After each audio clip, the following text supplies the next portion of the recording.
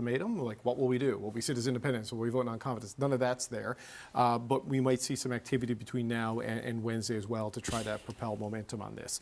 So the cabinet is pushing back, Fred, but they don't know what they're pushing back against, really, right? They don't know the size, the scale, the strength of it. Oh, there we go. Sorry, YouTube. Hello, YouTube. It's a fascinating civil war erupting Forgot here. to turn that on. Now fighting a two-front war. He's against the conservatives who are pounding him every day, and now he's fighting his own caucus. Mark Miller, his comments were like calling his fellow liberals entitled, and he's going to war with them.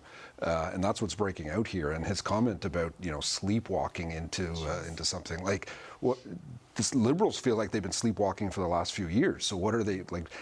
The Trudeau team needs to put something forth, some kind of plan, some kind of this is how we're going to do it. It feels like it may be way too late now. I don't know how you do this. There we go. I don't think you need an ultimatum other than 30 Liberal members of Parliament saying you need to Hi, go. YouTube. That's Sorry going about to be that. incredibly damaging as Welcome, this continues welcome. to unfold over the next week or so. Yeah, and look, when we were all here last week, I knew this, but we were still working on it, and Althea Raj beat us to the punch, and that's the way it works in journalism. But Mel, they also seem to think that in addition to the people who have signed onto this document, there are people like Sean Casey, who's not part of this. Totally. But agree and will speak up. And I think they're kind of counting on that. Now, I don't know. I don't know what the Prime Minister's office is going to do. They obviously have to listen to it and assess it and see what it is before they respond. But what do you think plays out next week?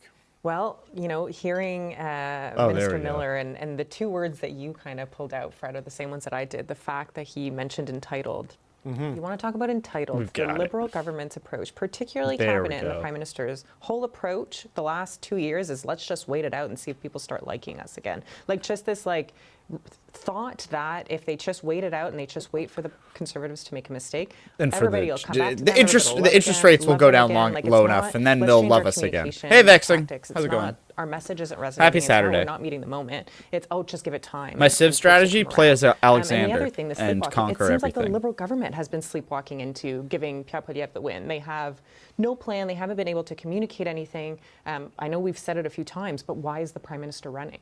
If that is the minister's remarks to his colleagues, to your point, that let's go back to we're in a minority government. You can't piss people off like that. Like I can't imagine that those 30 or so MPs will like hearing that, and I don't know that it's going to bring them on side. To me, what it would say to me is, I'm dismissing you. I don't think your concerns are real. I don't think what you're hearing is real. And if you're not happy, you're tough. Well, and Alexander is good because you get science can be in for right now in the, training units when you get a basilicoi. Do you think we'll see it that way? And I do want to point out, we did have the 4 cabinet ministers this week say they're not running again. It's not connected with this. There's very individual and specific reasons there. So I don't want people to think those departures are fueling any of this.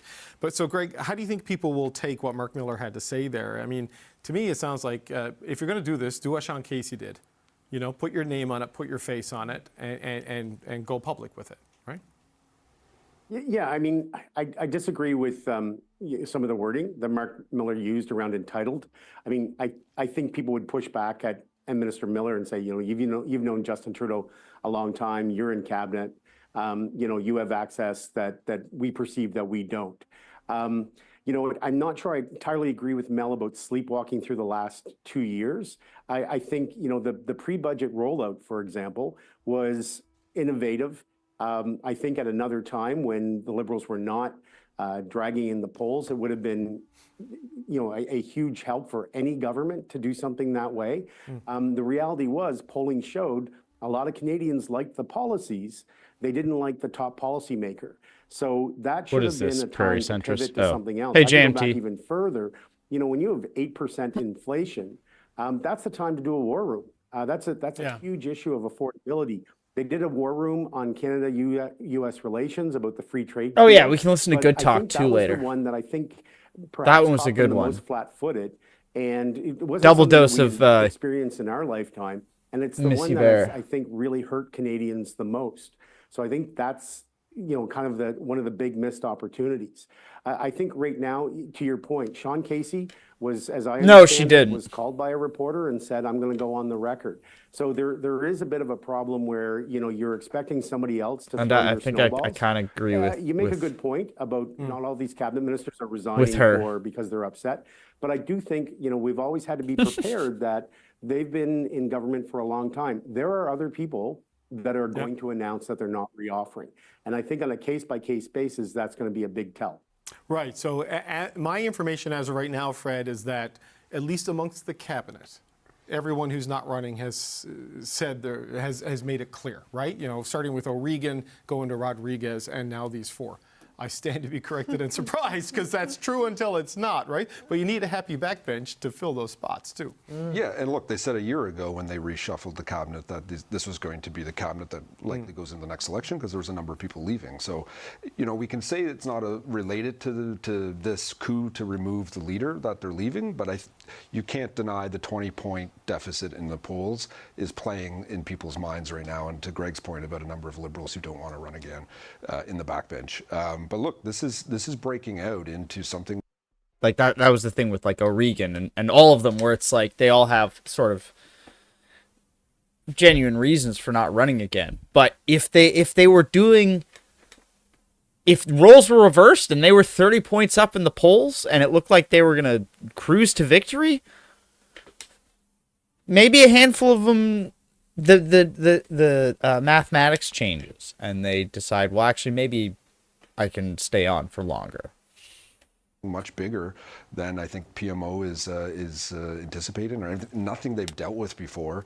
I can't remember actually any time that a government shit, we got some zombies. prime minister had to deal with this type of a coup. Chrétien Martin is the only thing I can think of And where that was someone in because you had power. a leader. You had Martin leading Yes, the exactly, charge, trying to exactly. replace him. Right now, there's just, you have to go. We don't even know what we're going to replace you with, and that, you know, not that I want to caution the Liberals in anything, but at the same time, you got to be careful Other than who get a are you narrative. replacing, because you know, this week we saw, I think Trudeau actually showed a bit of fight in him.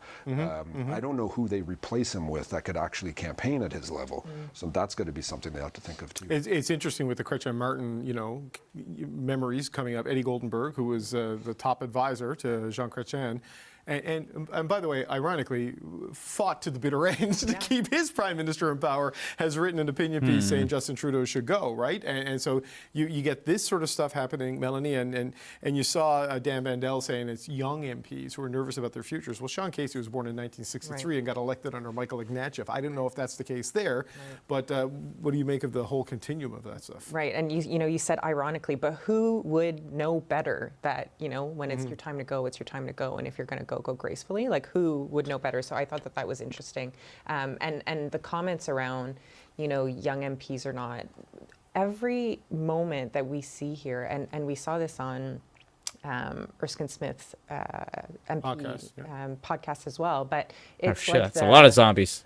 The lack of any like ownership and lack of, okay, yeah, this hasn't been great, here's what we're going to do to make it better. Even in this like internal conversation of, we hear that you're frustrated, we hear that it's not fun on the doors, maybe it's not, you know, this is my future, I'm not going to get reelected again. But a lot of people, when they join politics because they really believe in their party. And if they're seeing that their party could be, you know, eviscerated in this next election, and they're thinking, how do we make sure that, and I know, you know, we hear it about the NDP all the time, this is going to be the death of the NDP, and that's not going to happen. But if you're looking to, how can we make sure that the Liberal Party is still relevant in this next election, those are legitimate conversations to have. And I don't think I've ever actually played the zombie version of this. If somebody is, you know, worried about their own future, like those are healthy conversations to have. And the fact that they're so dismissive of them, and what it sounds like is a lot of these folks raise those concerns internally, and they raise them to the Prime Minister and his team, and nothing has changed. So now, you know, it's public now. So I don't know. I feel like it's very dismissive, and I can't see how it gets any better if it stays that way. No, it was suggested to me that had they just had that summer caucus meeting that people were demanding after Toronto St. Paul's, they might have been able to vent a lot of this and they could have avoided this. I have no idea. That's, you know, Or come out with a plan after St. Paul's, right? They could have gone to ground, like I said, and come up with something and come into the some sort of August, September response with, hey, this is our message, this is what we're doing, and they haven't done that. Yeah, not a lot of visible signs Every of change. difficult conversation is about hearing somebody out, and if you're not willing to hear them out. Very good point. That's a very good point. But as Fred said, we did see that fire and fight from the Prime Minister today, or this week, at the foreign interference inquiry, because Justin Trudeau used his testimony at that inquiry to put a spotlight on Pierre Poilievre. I have the names of a number of parliamentarians, former parliamentarians and/or This is going to be wild when they get back, because it's like this has just been in the Conservative kind Party of hanging Canada in the air. who Oh, I never are updated the bumper. engaged or at high Most risk professional of, or for whom there is clear intelligence online around foreign Twitch interference. journalists.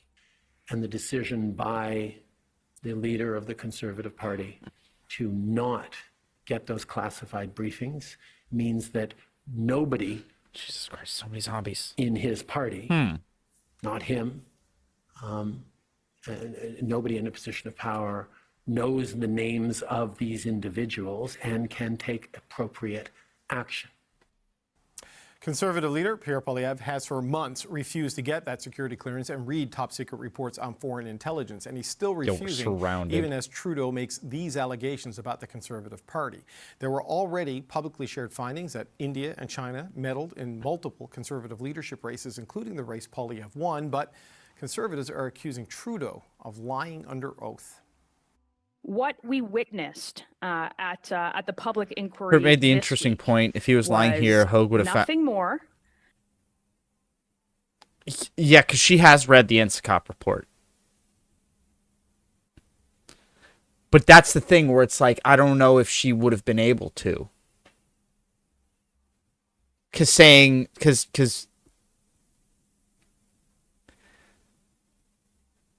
the way he worded it, it was like, I mean, it was true, but I don't think that even if she had she had read the NSCOP report and there's no Conservatives even associated with it. And we know that's not true just because Michael Chong exists and we know he's been targeted by foreign interference. So it's just by him alone, we know that there's like what he said was true. So it's, I don't even know if we need to go that far, but it is true that she does know what's in the NSCOP report because she has like read it and seen the underlying evidence that it was based on. So yeah. Then well-rehearsed partisan smears by a failing prime minister who is facing rejection from Canadians from coast to coast and increasingly from his own Liberal Party, ones that are having letter-writing campaigns to oust him from his leadership. Conservatives also say Poilievre won't get the security clearance because it would tie his hands and silence his attacks, something that national security experts say isn't true. That's the next topic for our party insiders, Greg McEachern, Fred Delory, and Melanie Richer. Fred, I want to start with you on realize these this. zombies might be really annoying. Release the names is the demand from the Conservatives. National security experts say you do that, you break the law. The only way to do it is do it in Parliament, and then it's a gross violation of norms. I had Richard Fadden and Ward Elcock on the show this week saying that Poilievre's argument, you can brief his chief of staff, doesn't hold up. His saying there's other ways to deal with this, don't hold up. The experts all say he should get the briefing and do this. What's the reason for not getting the briefing and doing it?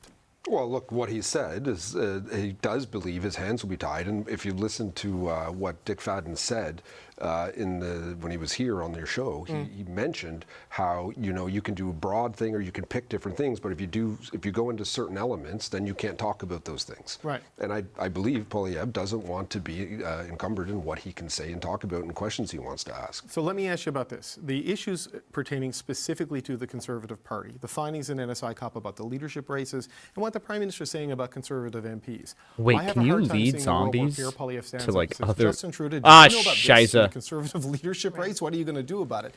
That's for him to fix. He can take the actions there so he can get a narrow briefing to deal with the problems identified with his party, can he not? And still hammer the government to his heart's content. Yeah, look, I don't know the full reasoning on all that and how he's determining on what kind of briefing he's going to take other than, what he said. Okay, so Mel, is this becoming a political problem for Pierre Poilievre? Because all the other leaders who have been briefed in say, join the club. There's no reason for you not to, and you really should based on what we've read. How do you think this resonates? I think for Got folks blood work watching at done. My home, they're COVID flu seeing shot today. The someone person who took my blood was they're an already How did that come up? I'm assuming she's seen those documents that he was referring to there as well. Yeah, no, Hogue has had access to basically any relevant, almost any relevant document she's asked for.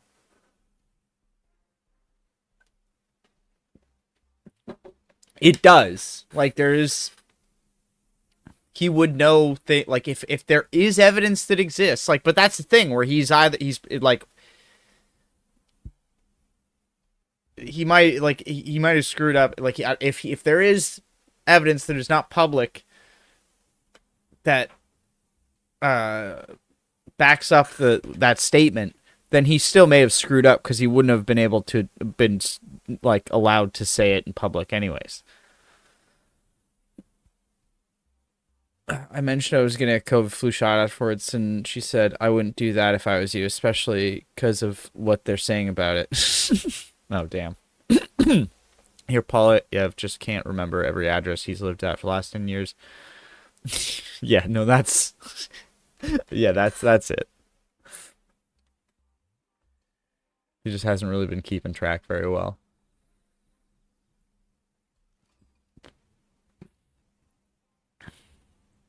Worried, I think, or worried, maybe concerned about who Pierre Poilievre is. They're curious about him, but I think they are not worried. They're Anxious? Anxious, maybe, yeah. Like they're not totally sure about him.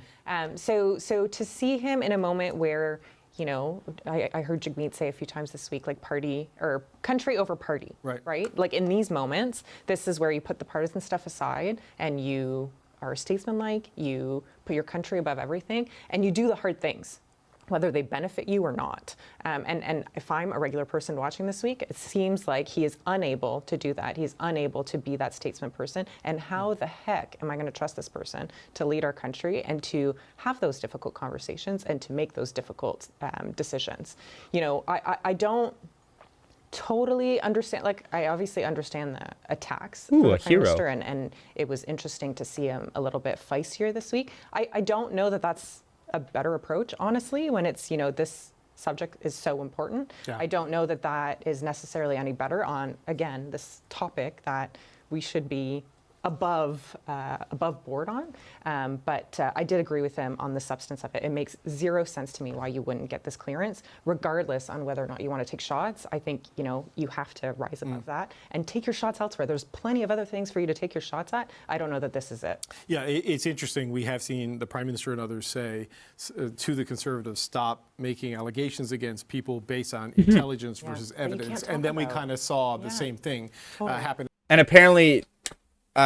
there's some people who are upset in the PMO with Trudeau because they've spent a while since the NCCOP report came out trying to sort of frame it that NCCOP didn't frame the intelligence, or they didn't interpret it properly, and there's some they just basically saying that like what everyone has, like the conclusion they made is not entirely accurate. But when Trudeau says that at the foreign interference inquiry, it just kind of reinforces that actually, no, they did make the right analysis based on the information.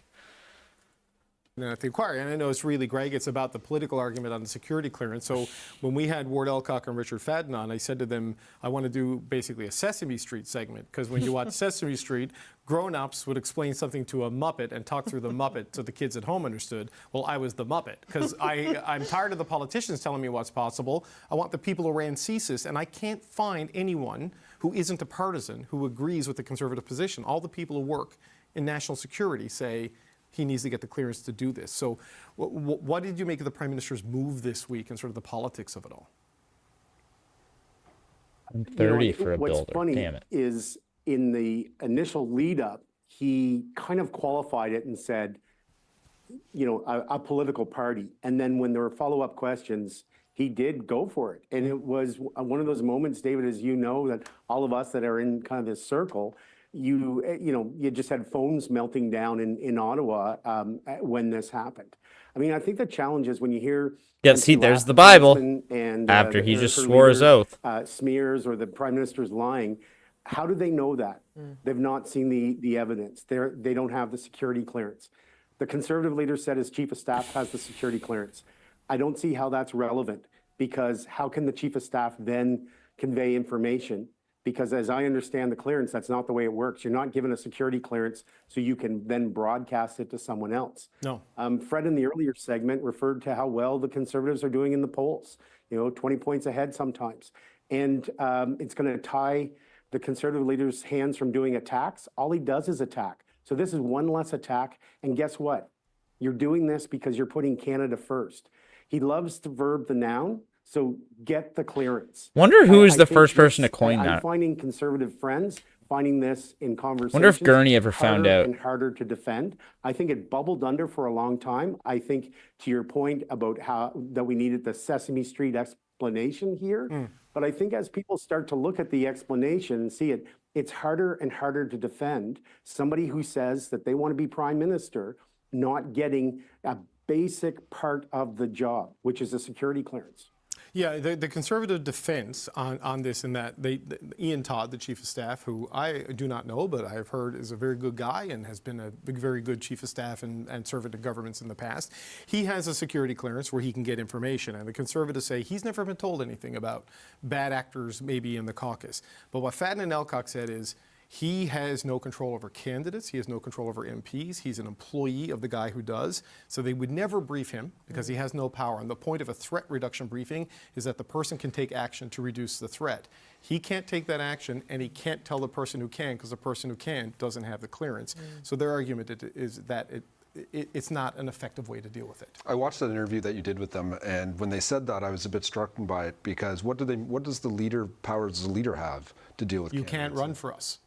I mean, Chief can say that too. The president of the party can say that too. None of them actually have the authority to remove it. So, but the chief of staff to the OLO, the opposition leader's office, can say a candidate can't run. Like Jenny Byrne and Pierre If they Poilievre have are an going to issue lead. with a candidate that's serious that they can bring to the national council. But they can't bring it to the National Council because the National Council isn't security The cleared. leader can't either, right? No, the but leader doesn't have authority. There's a misconception that a number of years ago, the Reform Act passed in the House of Commons that everyone seems to have forgotten. Leaders don't sign nominations. Hey, Camila, how are you? Canada.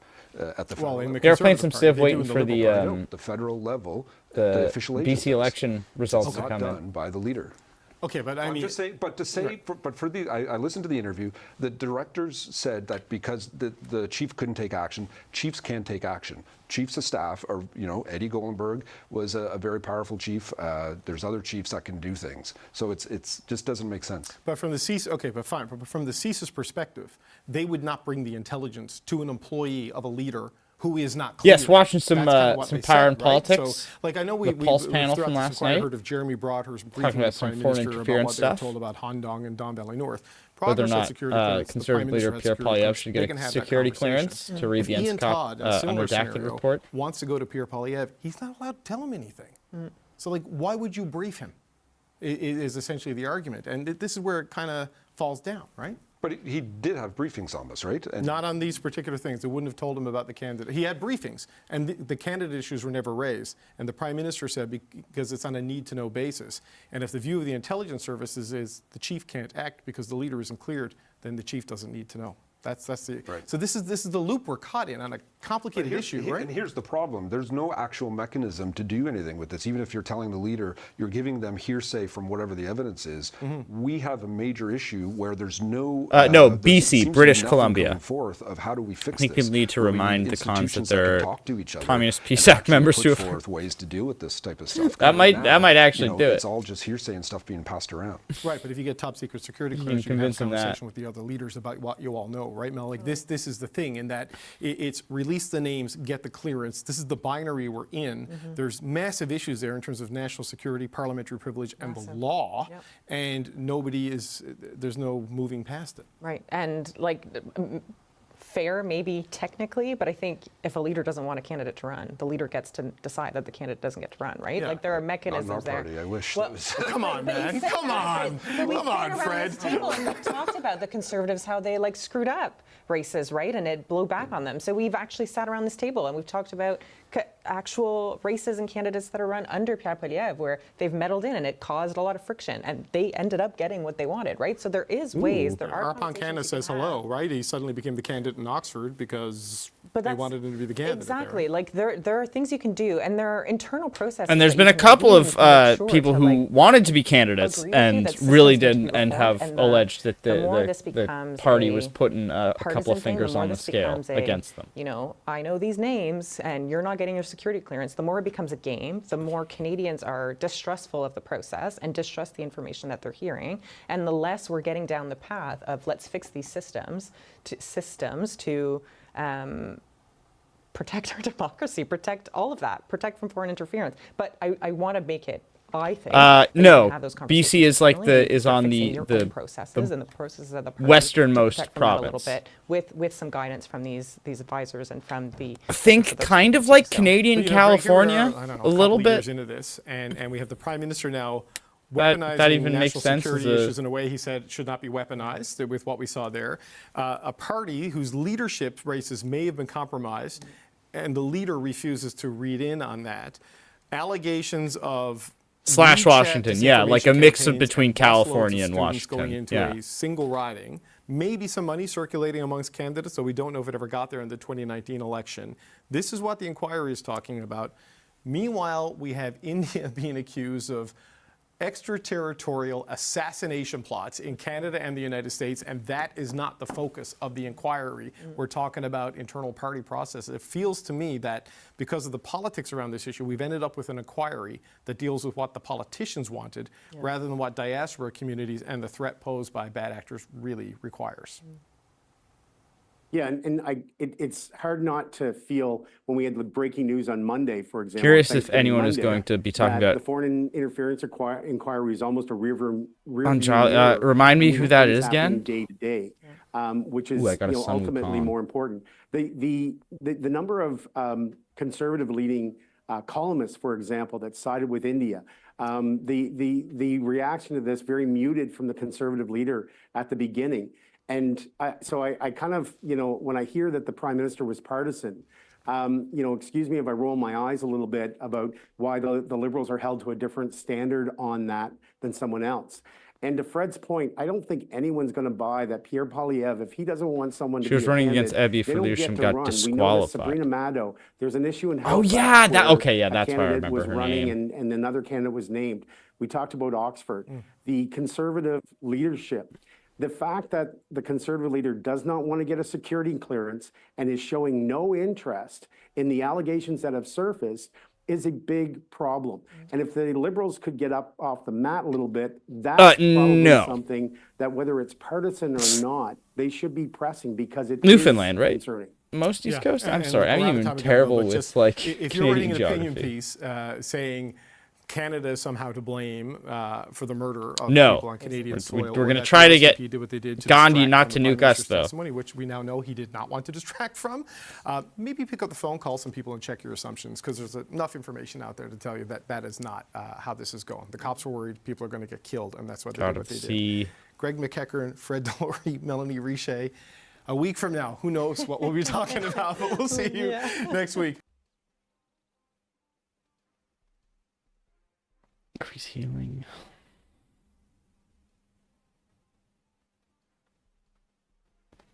Ooh. +2 faith from geothermal fissures and volcanic soil. We do have a mountain right there.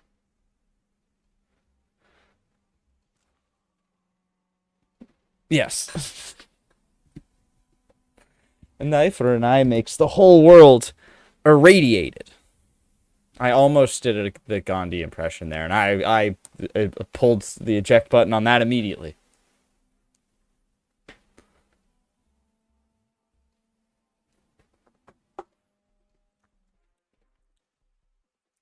All right, let's do a little Voters catch in up British on Columbia the head BC to election. the This is polls for you, tomorrow, Camilla. And the road to selecting the next premier, it's been a bumpy Just a one. little primer for you. We've had enough, quite frankly, of David Eby and these drugs and handing out free crack pipes. I mean, just creating these drug dens in our community. We've heard John Rustad talk about some really far-out conspiracies this week, eating bugs, and that the COVID pandemic didn't actually happen. All kinds of bizarre things. He's misleading once again, which is what weak leaders tend to do. I wouldn't trust John Rustad to run my Thanksgiving dinner conversation or with the family, let alone a hospital. We don't have a candidate that says the vaccines give you AIDS. I like how he had to like clarify with the family. It's like who else would be at this Thanksgiving dinner? We don't support anti-vax convoy members. David Eby wants to talk about conspiracy theories and anything but what's actually going on because he cannot defend his government's policies. Okay, let's bring in some reporters in British Columbia to break down what's happened in this campaign and what is still to come in this very tight race.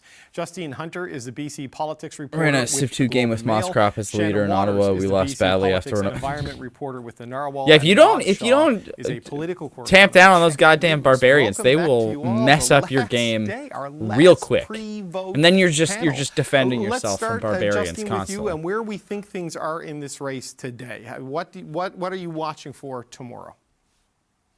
Well, we still think it's a close race, too close to call. If the NDP win a third consecutive term, it's going to be historic. The NDP don't win a lot of elections in this province, and when they do, they don't usually survive long. So three terms would be a record. Never trust a conservative Mosscrop. win will mean that voters want change, and I think politicians right across the country will be watching the outcome for that reason. That's a wild one to get a block from David indicate that they're Mosscrop. perhaps not too fussy about who's driving the bus. Remember, this is like an untested party, mostly made up of rookies, led by a man who was kicked out of another party's caucus. John Rustad isn't a charismatic leader inspiring voters with his vision. His party didn't even produce a platform until this week. Right. Okay, so we'll find out if they want to change, and we'll, throughout the course of this conversation, we'll discuss what that change may be. Shannon, where do you think this race is? Are you in the camp it's too close to call? It is very... That may foretell how long the Conservatives are probably going to wait to release their full costed platform in the next election. Very close, and we've only seen the polls or at least tighten depends in on how last the couple of days, BC so Conservatives I would agree with Justine. I think fare, and then it's we'll see. just going to really come down to who is able to get their vote out, and that is going to be really key, especially because we're looking at an atmospheric river here in BC this weekend. So people who haven't yet gone to the polls. Yeah, governor is a good analog for premier, right?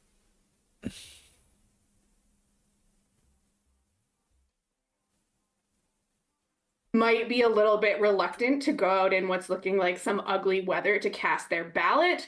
That being said, I mean, it's the over closest, 1 million I think, people in analog. this It's not province that. took It's not. advantage It's of not a advanced perfect comparison. voting to cast I don't their think, ballot. but I don't For think there's context, is in the probably not a 2020 better election, analog in the total of U.S. about system. 1.9 million people. Yeah, voted, all but like told. we So also have a record-breaking advanced turnout in the 2024 election here in BC. Okay, I've been distracted by a bunch of things happening in Ottawa. I did not know about the atmospheric river. I once watched the Seattle Seahawks play a game in an atmospheric river, and I wouldn't go out to vote in that. So Rob, if the top line polls show it's really tight, then it's going to come down to vote efficiency in key areas. I'm guessing. And there's an atmospheric area, river mainland, the Tri-City flooding areas. that vote Walk me efficiency through what machine. you're watching for as the early results come in. Well, allow me to confirm for you the atmospheric river outside. Sort of, but since it's a parliamentary system, most of those places already have a speaker as well.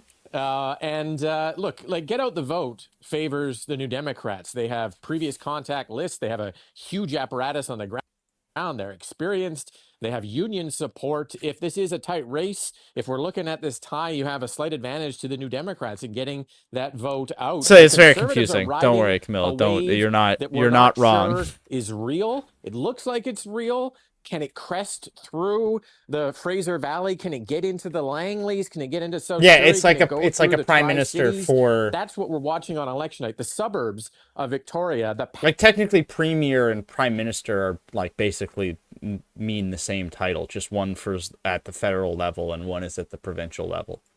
Vancouver, the power base of the NDP in the last couple of so elections. Prime Minister as of the sort of province. Spread out. Can the Conservatives bring that back in? And Vancouver Island also is kind of, we'll probably be here late. The elections in BC is kind of an afterthought most of the time, but at least half of it is in play this time. So it's going to be some battlegrounds in the center to north of Vancouver Island as well. Okay, so Rob, just stick with you because I want to pick up on what Justine said, that John Rustad and his party only came out with a platform in the final week of the campaign.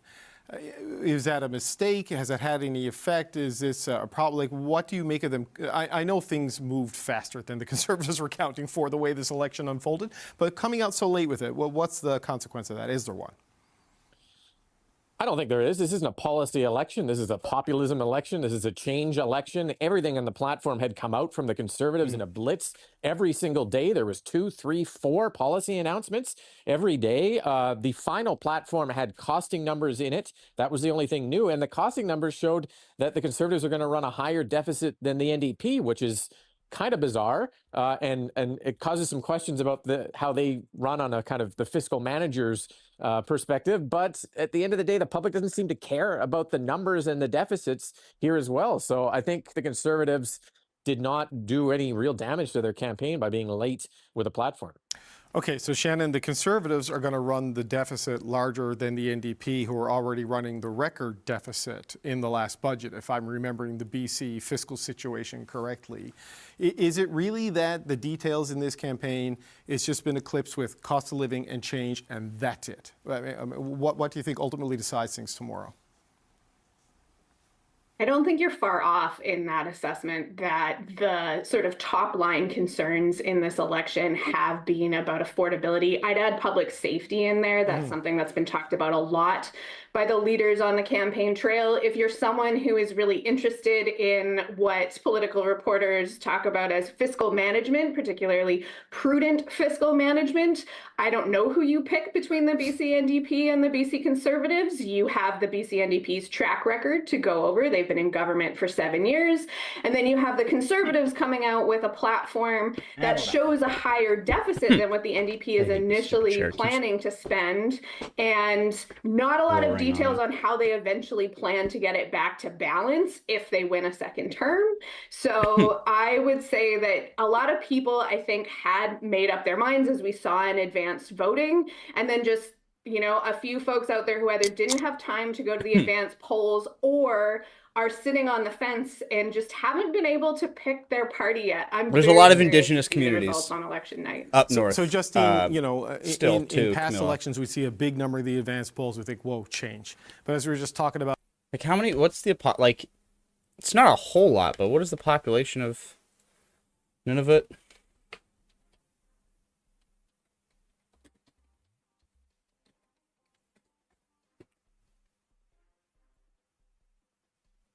Yeah, here's a good visualization.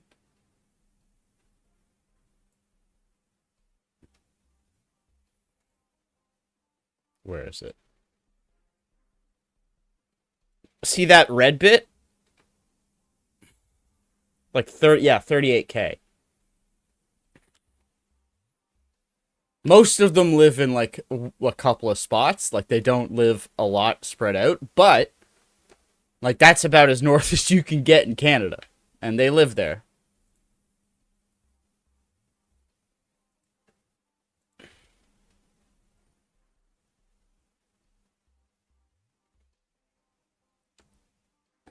What's a Finn? Oh, you're asking about Vietnamese coffee.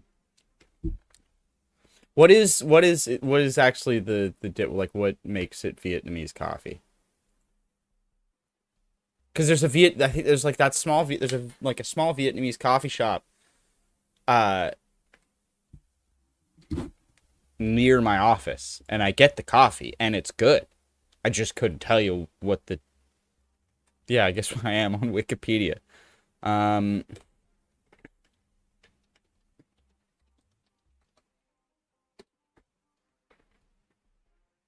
No, but this is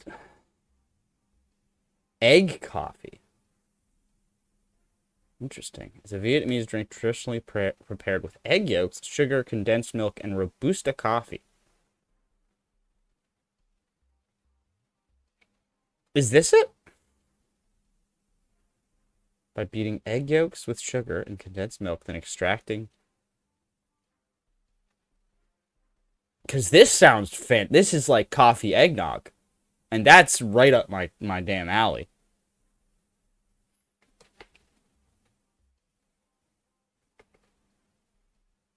That sounds great.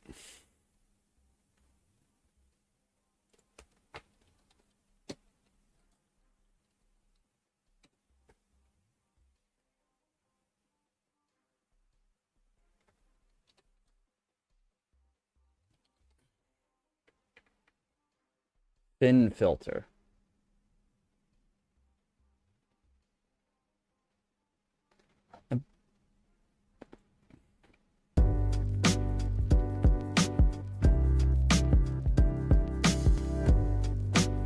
No.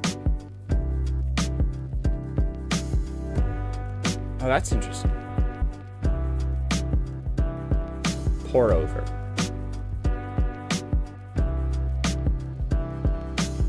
Huh. Is this what you have?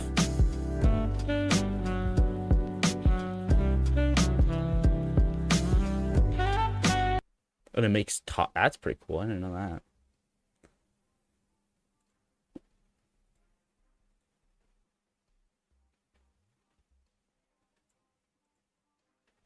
In my New Brunswick segment earlier, people are just doing that more and more, and the parties like to put their diehard votes in the advance poll so they can focus on everyone else afterwards. So what conclusions do you draw from the million in the advance? And just touch a little bit on Sonia Furstenau and the Green Party and where they are in this very polarized election between Evie and Rustad. Yeah, I think the 1 million voters at the advance polls Go is for really it. a What is your function of niche how question? Elections BC I has love it. reformed the system and made it easier for people to get out to vote. So it's promising what they say will be the most accessible election in Canada. Not with the so goddamn what they did was they made it really easy to wander into a atmospheric polling flood. station from wherever you were and slip in your ballot. So I don't think that's going to reflect in a great turnout tomorrow. I think we'll be lucky if we get back up to kind of average statistics, which is about 60% turnout of registered voters.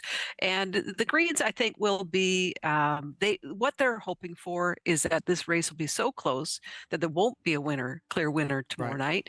So the message that they've been playing and in alliance with all these independents that are running is this idea that if there is a minority government, then you'll have these sort of checks and balances that come with having a third party or some independents that can kind of mitigate some of the extremes of the polarized parties that we have right now.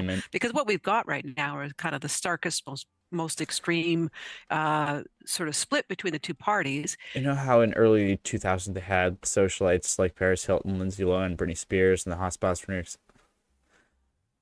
I don't know if we, probably if we had any socialites, they would have gone to New York City or LA. But I guess probably would have been Toronto and Montreal. That's always sort of been the, hot spots, quote unquote. Avril Lavigne. No, I mean, when was Bieber? Because that started is 2005 too early? How long is Bieber? Was he closer to 2010? No, because I graduated high school in 2010. And I swear to God, Bieber. I mean, he would have been a baby. He wouldn't have been going to the club. As Adam Driver says. Yeah, he was 07, but he was basically he was 07 years old then as well. Oh, we never should have let him near Diddy.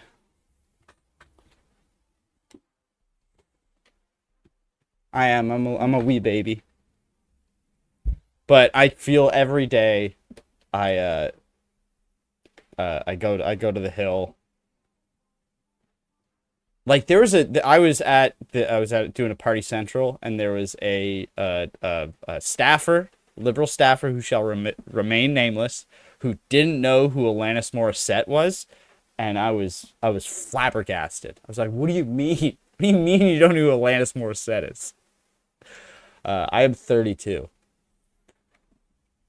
By Twitch standards, I'm old, but Hassan is, I think, older than me. So and Destiny's way older than me. So they're still going at it, but yeah, I'm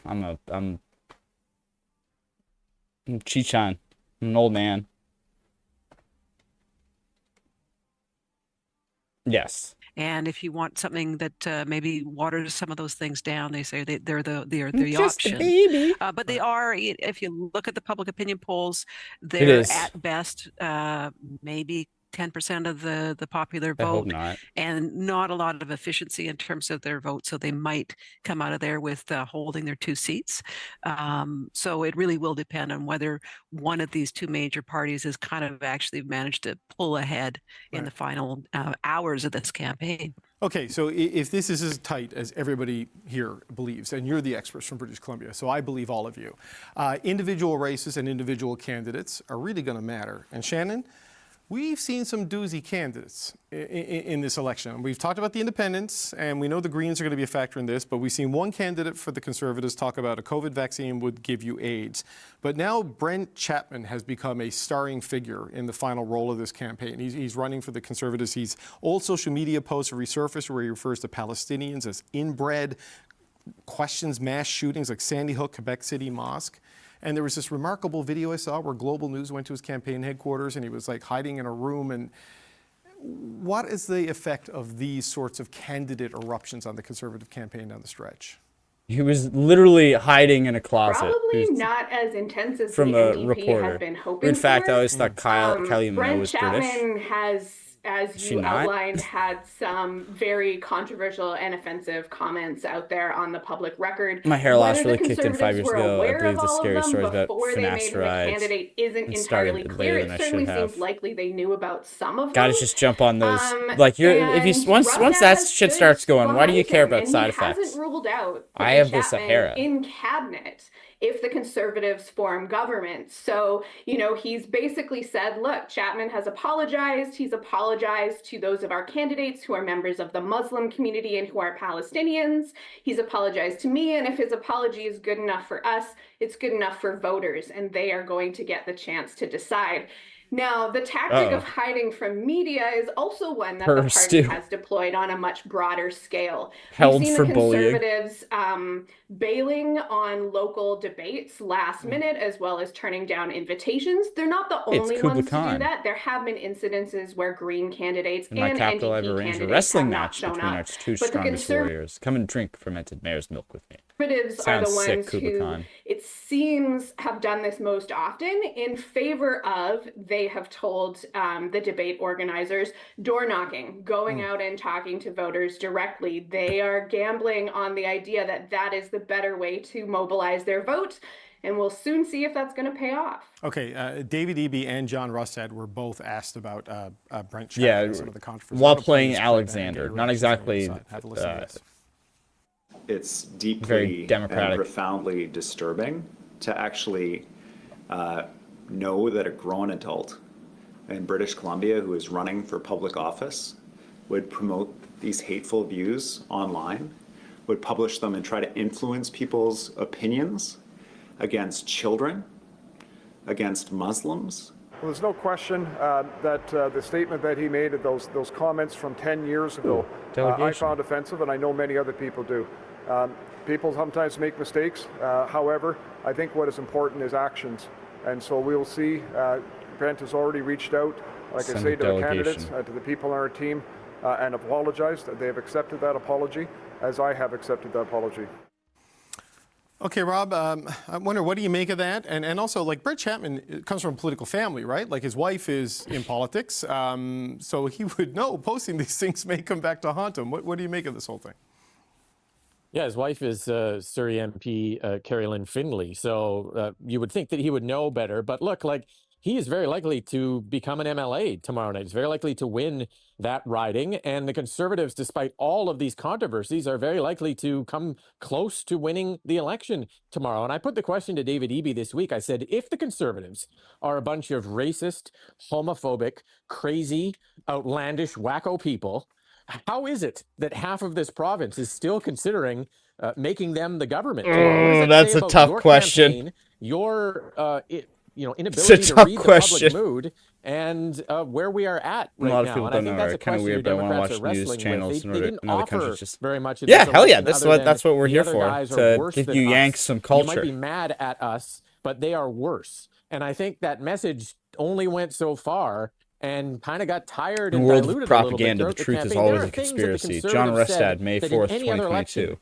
would immediately implode a party and disqualify their candidates, and they've just powered right on through. And so the dynamic's different. The results tomorrow will be fascinating. And Trust and the it is a science is very the most untraditional election. anti-science statement ever. I'm not Questioning science comparing is them how to you do. Donald Trump, but Donald Trump has changed the laws of political gravity everywhere. See, here's the thing. A You lot know, of these and are people like just don't get fired and dropped out of for context. things that, you know, when I had hair, ends your political career. So Justine, to the question, Rob, you can't put to really David get mad Eby, I at mean, him, what but does it's this like, you say know what is about there's David some Eby, whistles in about there, his but understanding that's the of problem with mood and dog about the whistles is campaign offer you sound he like has a put crazy on the person table, to the people to who British can't hear that. Columbians. If despite the Oppo research they have dumped on candidate after candidate, it's still a nail biter going into Saturday. Yeah, I do think that the message that the NDP are putting out, I mean, they have emptied the stalls out with a huge pile of muck that's been generated by both Mr. Rustad and his candidates. Remember, Mr. Rustad is the one that suggested that climate change activists want your children to eat bugs. So there's lots of material there. And is it I'm sorry, landing Camilla. and I've swaying done a racism. undecided I voters? apologize. Probably not. But I think what they're really doing is trying to make sure that their base gets out. This is the kind of rhetoric that might motivate New Democrats to get off their butts and get down to the polling station. And I think that's the kind of stuff where when we see the breakdown of who voted and when, you know, whether a lot of this stuff came out before people went to the polls, I think the NDP have made sure there was like a steady diet of this stuff in the campaign to kind of sync that at least with their own supporters. Yeah, Shannon, every time I looked at any kind of a social media site... Imogen Heap's the one that did the what you say, right? Because mine's OC, obviously. But what does it tell you that the NDP clearly had ammunition? Or wait, no. But they may be in Was it trouble SNL? tomorrow. What does that tell us about how effective a campaign David Eby Let's see the SNL one run first. relative to the mood of British Columbia? I would agree that it hasn't been a particularly inspiring campaign from the NDP for voters who might be sort of inclined their way, but not necessarily dyed in the wool. I think the other thing that has been at play here is that the Conservative Party has been built out of the kind of people who were making the comments that their candidates have made, that their leader has made. You know, John Rustad has spent a couple of years building support among people who supported the convoy that occupied Ottawa, who oppose public health mandates, who have some pretty out there concerns about things like public health or globalism. And so I don't think that the attacks that the NDP have been able to launch and all of this material that they've been able to put into the public sphere has necessarily mattered for people who are attracted to the Conservative Party or those who were really sort of repelled by the NDP. I mean, I go back to 2020 and I think about the fact that the BC Liberal Party dropped a candidate with 10 days to go in the campaign because he inferred that birth control was similar to eugenics. And the Liberals eventually dropped him, couldn't replace him, couldn't put anybody else in the riding. That kind of comment likely wouldn't even really register in terms of news coverage in this year's election. No, yeah, that's what I mean. Like that is mind-blowing. Yeah, it's all changed post 2016 in this weird kind of way. 2016 in the United States. Someone I was speaking to about the BC election said one of the biggest lessons the Conservatives probably are going to learn from this election is like how much a candidate can actually get away with in their past. And it's like with like millennials, one of the first generations to fully grow up entirely online. Well, not entirely, because it was sort of like it ranges, but to like, or at least the oldest generation to grow up mostly online. Almost to a person, we all have stuff that, like, if it came back up, would be at bare minimum probably pretty embarrassing. It may not be the kind of thing that would like make you have to drop out of a campaign, because it runs the gambit from incredibly benign but very embarrassing to obviously the really malicious stuff. But I think because of that, and now that we're all in our 30s and 40s at least, those voters are probably going to be a little bit more forgiving than their parents were about past sort of misconduct coming to light, or past like problematic statements. Also, because we all remember how like bad things still were when it came to like being like, to use the old phrase, like unpolitically correct or politically incorrect, as it were, even up until like the 2010s and 2015s. It was really only after Obama got elected that people started stopped using like the R word or calling saying that things were gay when they meant like bad or lame. Like, if you go back to basically any pre-Obama era comedy, almost to a T, there's probably going to be an uncomfortable trans joke somewhere in there.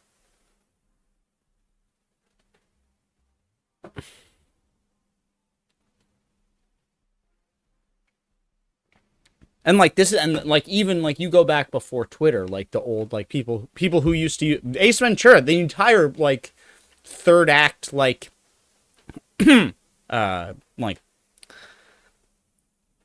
mystery reveal is one extended like anti-trans joke or cross-dressing joke, depending on how you would frame it.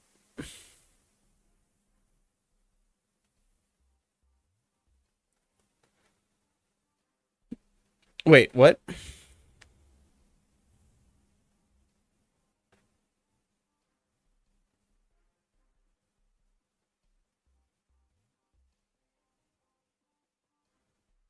Oh, is that why? Oh no, I was like, wait, what? I was trying to piece together what your last comment there, Shaft, meant, and then I had to go back up and sort of like, I figured it out, and I don't want to see it. I don't care.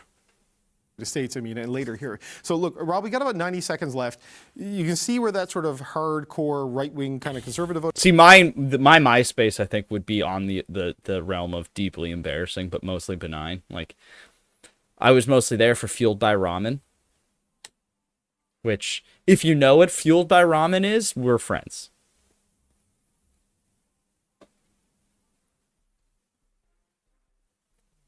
Fueled by Ramen has given us some of the best music. Yes, the record label. That gave us Paramore. I'm pretty sure it gave us Fall Out Boy. Cobra Starship. Gym Class Heroes.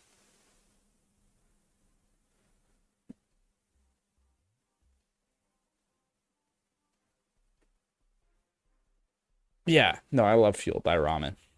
Is going to go. David Eby will hold on, presumably, to sort of that base of the NDP. The BC United Old Liberal Party orphans, the people who might actually vote for Justin Trudeau in the last, where do they go in this? Because they're going to really matter in that suburban ring around Vancouver. What's your sense? Well, I do think the sum total of all the controversies that we've been talking about is, for a lot of those voters, a sniff test that they just can't bring themselves to vote Conservative. And so they may end up without, any other option with the NDP. And the post-election discussion is going to be with probably a very large Conservative opposition or maybe even government. Is there a center-right party that can emerge in British Columbia? And if so, who champions it? Where does it land? How does it carve out space for himself? Or is that era over in this province for the next couple of elections? You hear the frustration that there's not another option in this election, but there's not a lot of space in the polarization right now to make that option viable. Yeah, just look next door in Alberta. Are you headed towards that kind of a polarized sort of political climate? Who knows, right? There's a realignment happening, and we'll find out tomorrow night. I've enjoyed talking to the three of you so much during this campaign. It's a fascinating election, and I can't wait to see what's going to happen tomorrow night. Justine Hunter with the Globe, Rob Shawich. No, well, I mean, it might be one of the the standard ones. ones. Us on BC politics, and have fun tomorrow. All right.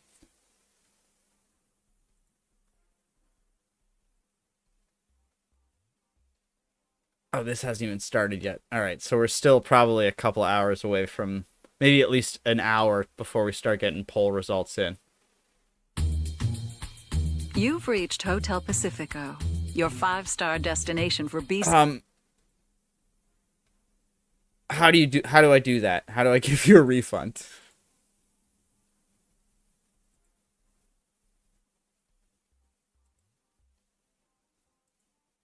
How do I do that?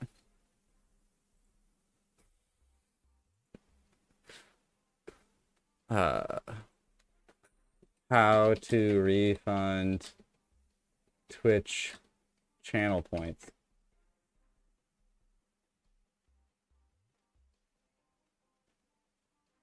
Oh.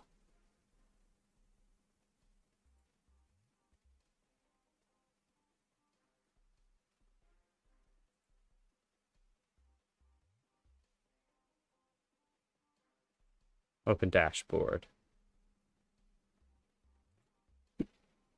Have to log in.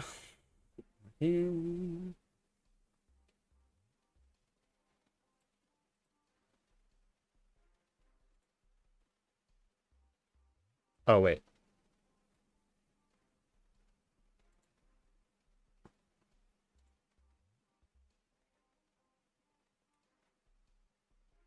Oh, that's not it.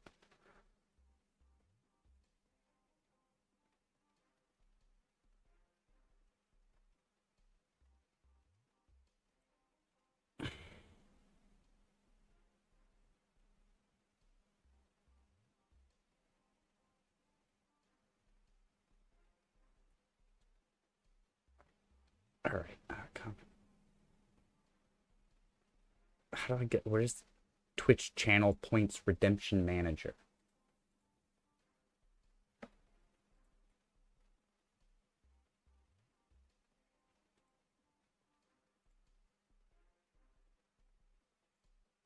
Manage. That's not it.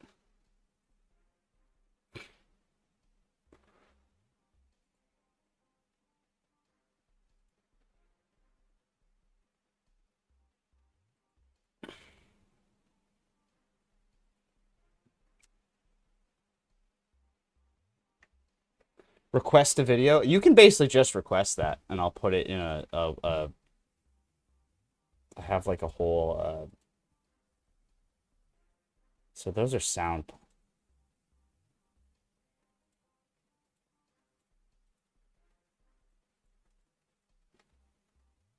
Okay, so that's definitely not it.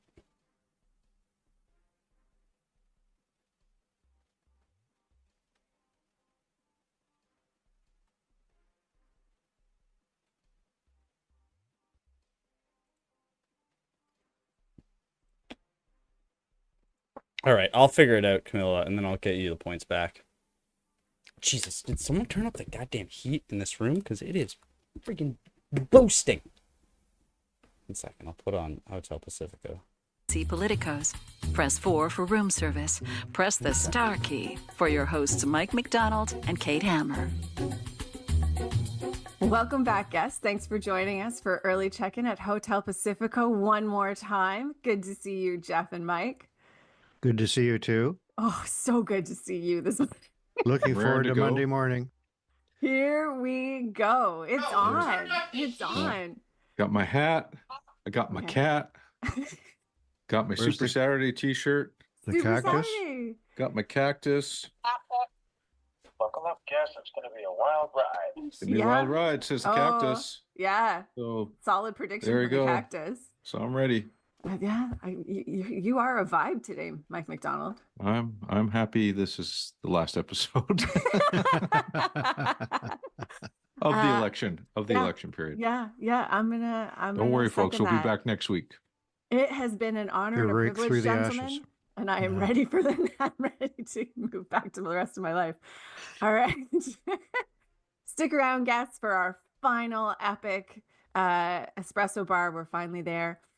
We'll do our check-in now too with where the leaders are at today for their final push. Obviously, David Eby covering a lot of ground as he does. He's in Coquitlam, North Vancouver, Surrey, and Maple Ridge.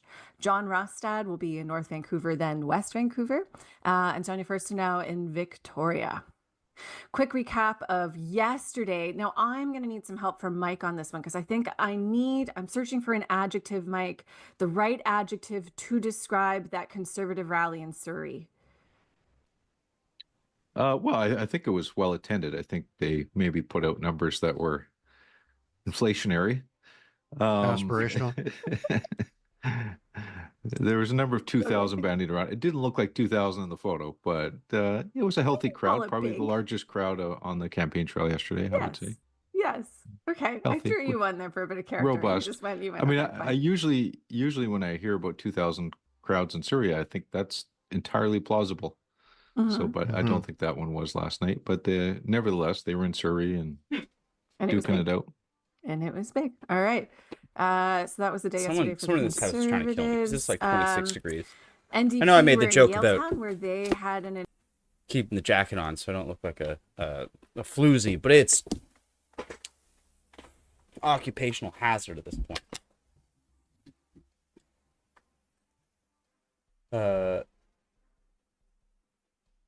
I don't know how to do any of that, Shaft. I don't know how to make bots. What is this? Which video is this? When you think of Hot Topic, what's the first thing? Okay, that's definitely down my alley. endorsement from friend of the pod, Yeah, Kareem the Red Bull probably doesn't help. Yeah. Quite a journey for Kareem. Kareem. Yeah. Yeah. I mean, I think we'll have to chat For those more. who don't know, Kareem managed check it out. longtime conservative activist and organizer, managed Kevin Falcon's leadership campaign for what was then the BC Liberals, parted ways with Falcon, started a return to a consultancy, was also the campaign manager for Ken Sim, who's got notable Conservative Party connections, but declared last week, I guess, that because of Like his how YouTube deep starts doing this frustration now, like about just anyone who the gets quality named. of some of Rustad's candidates, particularly some of their racist comments, he was going to support the NDP in this election. So that's why he would be in Yaletown, where he lives, with Terry Young, who was a police officer till very recently and is now running for the NDP in Yaletown, which has always been seen as a tough seat for the NDP. So we'll see if Kareem and Terry and all the others over there can pull it off. Yeah. Well, nothing good usually happens when a backroom person ends up in the front room, but we'll see what happens in this case. I mean, I've carried that cross all my life, Mike. you actually came by it on. You came by it honestly, Jeff. You put your name on the ballot. So well, I was in a really tough nomination too, where I heard a lot about me sticking in my place, which for many people was somewhere on a different planet. But anyway, it all worked out fine. And then I went back to the back room. So It was all building to your illustrious career in podcasting. all to say what Mike says Congratulations. is not without merit. There's Yes. people who have that view for sure. Yes. All right. Yeah, and then we'll just note the Greens had an endorsement by Baby Beluga singer Raffi, who called Sonia Furstenau a strong and principled progressive. Raffi? So that's our quick summary of Raffi yesterday. endorsed her? Anything else you want to touch on before That's so we funny. pour ourselves a big glass of data? Showing my age, but my daughter How do I is get a now chat bot? I don't know what successful those- labor what that lawyer is. and very much an adult. I used to sing along to Raffi when she was 2 or 3. Do I need to and, download So something? Raffi's been in that groove for a long time. Great singer. I love that. Same. Baby Beluga was my jam. Like I driving around in the family Ford Aerostar, I'd be like, "Mom, play it again." Love that song. Yeah, glad to see. I mean, we've got David Suzuki weighing in, Raffi, Chip Wilson, all the kind of Gordon Campbell. Everybody wants in on it. everybody wants in. It's pretty exciting. Been a really real all the greatest hits for a BC election. All right, so I'll move us along. Again, big glass of data here for milking the data. Sorry, brought to you by BC Is it Dairy. Nightbot? Farmers need guaranteed access to water to feed BC. So the numbers are still the cow's still working on it, eh, Mike? Cow's still working on it today. Cow hasn't come in from the barn yet. But here's what we know. Yesterday we showed it was a pretty tight race, and we know that advanced turnout was huge. And there's the adjective I was looking for. Thank what you. does that mean for? Well, I think both parties think they did well in the advance poll. You know, Genuinely I've heard, think or spinning? I've heard from both sides that they both think. Leger came out with a survey yesterday that Oh yeah, no, I indicated it could be do an have advantage some for the NDP on the advance poll, but that's just Leger. I talked about yesterday how big increases in turnout sometimes will indicate a change election. How do I turn it on? It could be that the NDPers are turning out because of the reaction to the Conservatives too. Hydration. So, this is all a long way of me saying, I don't know. I think it's going to be close. And I think on balance, the NDP have an advantage in a tight election on a couple different levels. One is I think the vote splits do work in their favor to some degree, not a huge degree, but to some degree. And I think they just got infrastructure. And you know, if it's coming down to a How do coin I toss, add it to this? I'm favoring the NDP to win. But if there is a surge, if there's a genuine surge of voters who haven't voted before or don't normally vote, who really have an appetite for change, I think we could be in for a surprise, or maybe not a surprise to everyone, but it might be a surprise to many people if the Conservatives actually do win the election tomorrow.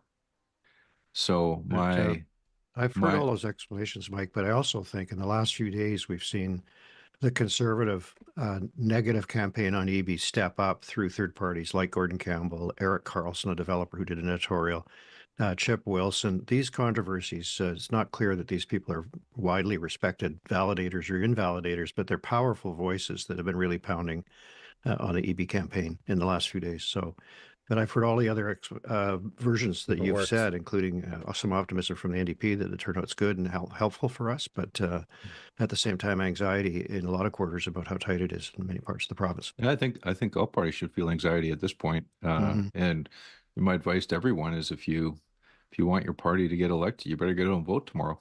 You know, it's simple as that. Like I think Sonia's on the cusp of an unlikely breakthrough in Beacon Hill, but we just don't know if that's going to happen. They may be on the cusp of holding their seat in Saanich North, but we don't know. The Conservatives may be on the cusp of crashing through the orange wall in Vancouver Island. The NDP may hold back the Conservative surge in the Fraser Valley to some extent. There's so many what ifs here. The Independents may elect candidates. Karen How do I show you guys what the commands are? Might break through, or Tom Shapitka. Who knows? Like, we just don't have enough data to know for sure. And that's why it's so interesting. Jess, have you got a pile of old phones tucked away in a drawer somewhere? If you do, you should know about TELUS's trade-in program, because you can bring those old devices in for credit. TELUS is a leader in the circular economy, having diverted 4 million mobile devices and 15 million devices, things like high-speed internet and table talk boxes, since 2004. And TELUS's sustainability initiatives are helping to propel the province towards a more you can't make polls because straw polls closed. This commitment to excellence hasn't gone unnoticed on the global stage. TELUS claimed the top spot as the world's most sustainable telecommunications company in Time magazine's inaugural World's Most Sustainable Companies list. That's a win for BC's hometown team, which is setting a benchmark for corporate responsibility that resonates far beyond provincial borders. And it's a relief for anyone with an overstuffed junk drawer. But I think too, you may just pause briefly, if we can, Kate, on the Green Party, because Mike said, and I agree with his assessment, that it's a titanic struggle in Beacon Hill, which has been a very, very safe NDP seat for a long time, and a good candidate there in Grace Lore. But Sonia Furstenau running there, if she's successful, that's great for the Green Party. If she's not, it's really bad news for the Green Party. And there is a question mark over Saanich North and the Islands, where Adam Olsen was the incumbent. Yeah, that one's funny. Will the Green Party resurge tomorrow and establish 2 or 3 seats and remain a factor, or will they, on the other hand, disappear? I doubt if they'll disappear, but it's not out of the question. Well, go ahead. They remain a significant factor in Vancouver Island. Yeah. And that's not necessarily equating into seats. It might. But I think the one thing I've noticed in this campaign is that Sonia's brand on Vancouver Island is really strong. And for me, that I will predict. Wait, why Sonia can't we will win her see? seat. Because I think when a leader has a strong brand like that in an area sympathetic to her point of view, even though many may have voted NDP in the past, I think people generally say, you know what, this person can make a difference in the legislature in a unique way because they're a leader. And we see many over the years across Canada, oftentimes that one voice will get that chance to do it right in the legislature. Notwithstanding, I mean, same thing with Elizabeth May in 2015. I think it was 2015 when she defeated Gary Lunn, who'd been there for a long time. I don't think anyone was really mad at Gary Lunn, but in fact, I think it was.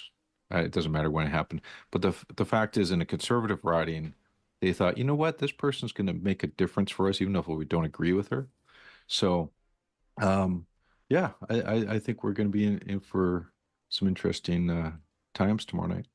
Can I add just like one more sort of interesting complicator in that we have this atmospheric river coming in on a Saturday vote. And like, it's interesting because I was thinking about it too, because we could be positioned to have this really strong advanced poll turnout and then maybe a really weak E-Day turnout just because of Saturday, pretty serious rainstorm. I mean, you know, we'll see how the forecast evolves, how serious this actually is. But for now, potentially, it could be the kind of thing that, you know, people say, you know what, I got to stay home. Well, I don't know that rainstorm is evenly applied throughout the province, so that's part of it. Yeah, that will be if it's So just in mostly, like, Vancouver. yeah, go ahead. That's gonna And who has more screw result some to things vote? up. Yeah, yeah, exactly. Well, if we were in the States, we'd have to watch social media to see who blamed the government for the timing and location of the atmospheric river. Storm.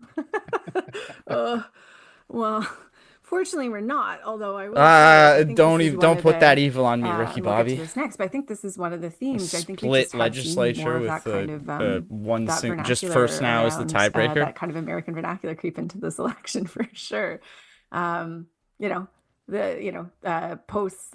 You know, John Rastad won the election, or you know, some of the back and forth on Twitter. But all right, so moving us ahead. Oh, actually, should we talk at all about the Leger numbers that were out yesterday? Actually, Mike, I don't know. Well, because there's a lot of conservative voters in the Lower Mainland, though, too, isn't it? So it could last week like I'm up by 5. be like a sort of even split. And I'll just say one more time on the methodology side, there has been a big difference in this campaign between online polling and IVR, which is the robocall. Mm-hmm. And they're different in how they collect their sample. I'm assuming they're all weighted the same way. You know, they're reflecting StatsCan data, so it's not like one form will have way more old people than the other. That's not what I'm saying. It's how people receive the survey. For an online panel, you have to belong to a panel. You have to sign up to a panel in order to get a survey back. So not everybody wants to do that, right? So it's a niche segment of the population that does these online surveys. Robocall, you have to decide you're going to answer a robocall, which is a niche segment of the population. Reading that out loud. So there are differences. There are underlying differences to both methodologies. My firm that I work with, Polera, we've blended the two. So our numbers have tended to be in between. The Leger and Angus and Ipsos, who've done online polling, and Research Co., and on the other side, all by themselves, naked, often the blue side of the polling numbers is Main Street. And so, you know, just remember that when you're looking at polling numbers, you know, that maybe one of those modes will prove to be the most accurate, but we won't know until it's over. Are the differences we've been seeing between them typical historically, or is that gap growing? It seems more pronounced this time, but I just based that on my hunch. +1 error score. It's extreme. It's becoming more and more challenging. One more error And score. Let's all shed a tear for the pollster here, who has finding it very tough to, increasingly tough to predict these elections. Our poor little pollsters. But some will. I feel like, isn't there like an emotional cycle with pollsters though, where like we you know, after the election, sometimes we'll critique them for missing it, but then when it comes in the lead up to election again, they're everybody's best friend, and we want to hear everything they want to say. Everyone wants it, no matter what. But they're okay. you know, hey, Phoenix, how's it going? You 2 know, streams in a row. It may well be that one batch of those pollsters has it exactly right, and plus, you know, people do move their feet between the last poll and election day too. So there's always that. In Alberta in 2012, no one could believe that Alison Redford actually won, but actually people literally did move in the final 2 days in that election. You know, so now in this case, maybe half the people have voted already. So the last minute surge here in BC may not be as impactful. Oh yeah, it's provincial elections in BC tonight. All right. So we're waiting for polls to start reporting in about an hour or so, I believe. Today about the important role we all play in reducing the risk of damage to utility infrastructure. And then what it was about. Riveting ad read. Well, I'm sure that was that we missed there. David Eby's team wanted the campaign to be about was solid, competent leadership, continuing the great work being done by David Eby and his team. Yeah, I think it's like as opposed to taking the BC incredible is the risk third of most what turned populous out to be John province Rustad, after which was Ontario or until quite Quebec, or close to is the actual election period. And it's one of the two? that message proved to be a challenging one It's a good question. EB in a number The of ones in respects, BC. because the Rustad campaign was really, really, really negative, and Happy birthday, the Camilla! EB Yeah, you get to campaign, vote in had to become very election this negative year. as well Hell yeah. to underline the risk factor. They had a lot of material to work with, and so as I was thinking about this morning and getting up and having my first coffee, I thought. I remember campaigns, I won't go into which one, but that were exceedingly negative, and they have a debilitating and demoralizing aspect to them. But in this case, there is a lot of anger in BC, which Yeah, that's David Eby wild. has acknowledged That repeatedly. you can't drink until on a whole bunch of fronts. 21. And John You can Rustad drink at was seeking to 19, channel 18 that, in and he Montreal. wasn't too worried really about whether or not he had a specific or coherent explanation about what he would do. He was just going to be there for the people who were really, really frustrated. And from EB's standpoint, the difficulty was to say, yeah, I know it's bad, which is already a concessionary start, but we're turning the corner. I have your back. I'm committed to action. I've done a lot. Alberta, well, and okay, so so on and then so forth. Ontario's. The other thing I think we should explore a bit more in the coming days is who are the conservatives, right? And I think that they're qualitatively different from the conservatives that I think of when I think of, say, Stephen Harper. They're closer to the old Reform BC people. When I look at Danielle Smith's government, I see a lot of similarities, but I don't want to class these folks as Albertan or Albertan influence. They're distinctively sounds BC right, people who have JMT. many of the same concerns as people who were so problematic in the Alberta situation that they drove out Jason Kenney and led to Danielle Smith getting in. So this is a deeper thing I think we need to spend some time on. And I think it's been difficult for the New Democrats, who've run an excellent campaign according to conventional standards and benchmarks, up against something that is pretty new animal on the Canadian scene and is not behaving in predictable ways. So that's going to be a fascinating outcome to watch tomorrow. From west to Well, east, yeah, it's you're jumping ahead of us, 1918, because really a lot of 1918, 1918. what's going to be written about that will be in what the result is. Just flipping back and I mean, forth. I'll put this to you though, Mike. I think it's worth rehashing a bit of like, what do we think this campaign was going to be about? What was it about? Well, I thought this campaign was going to be a Vancouver's lot a more pretty about nice city. and some of the It plays a lot of issues. American And cities. It was touched in movies, on and TV as earlier well. on in the campaign, but it didn't really revolve around it. And if there's one issue that I think leapt to the front of the campaign, it was probably crime, drugs, mental health, and the street situation is probably the most talked about issue in the campaign.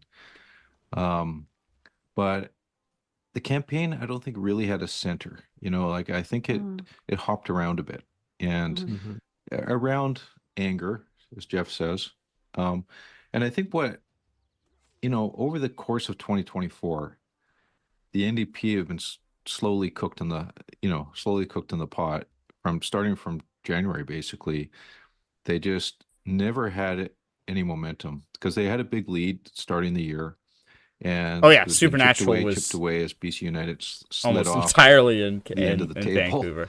and finally disappeared. Which was especially funny because that was a show about doing a road year, trip across and America, by hunting the time we got like to supernatural the election, monsters, but it was the almost carbon entirely tax is shot thrown in out the window and Vancouver. voluntary care is put back on the table. I mean, a lot of pivots after the deal between Falcon and Rustad happened.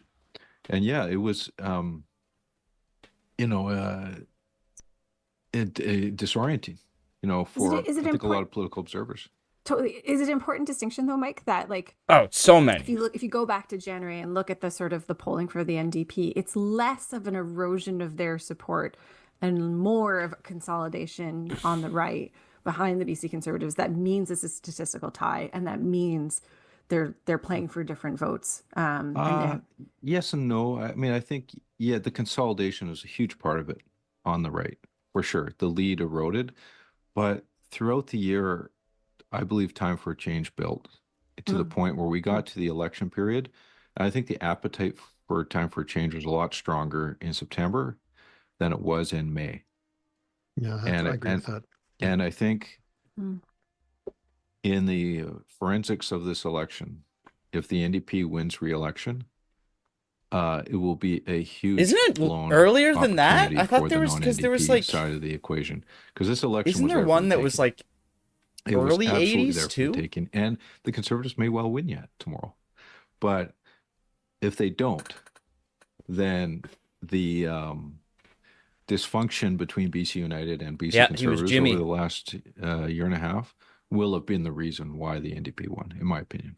Can I paint a different scenario? Because I think one of the hardest scenarios for figuring out the future of this BC Conservative animal is if they end up I really thought it tight was and a there's, lot. like, I thought it couple was a independents and little bit couple older than Greens that. who hold Yeah, the balance of power, because like that's a real kind of like because I think there was Degrassi High, which is the one that started in 1979, and then there was Degrassi Junior High, and then Degrassi the Next Generation.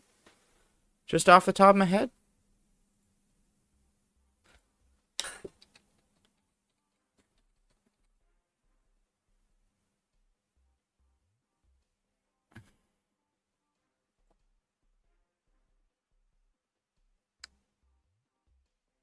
The Kids of Degrassi Street.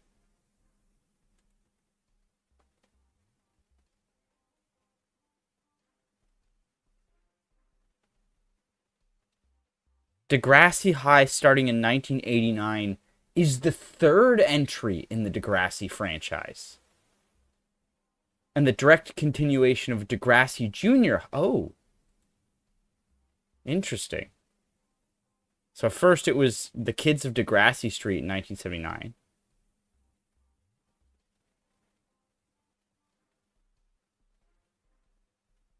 Oh, so I get it. So it was like following the same kids. Oh no.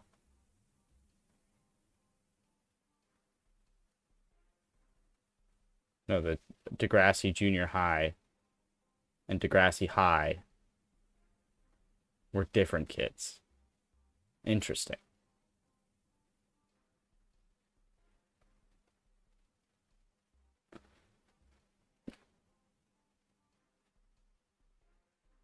And then 99 to 2019 is Degrassi Next Generation. And then they're planning a new one too. batten down the hatches, pull it together kind of scenario if you're gonna, and like that's gonna be Rewatching particularly hard for Beachcombers. them if that's what it ends up being. If they end up forming government, a little bit clear. If they end up in opposition, then I think it bolsters the ranks who might want to say overturn Rustad and take it in a different direction. Is that fair? I think it's fair to say people are going to feel a certain way depending on what the numbers are on election night. And there's a big difference between 50, 40 and 40. Even if they lose 48, 45 doesn't feel as much of a loss as say 50, 40 does.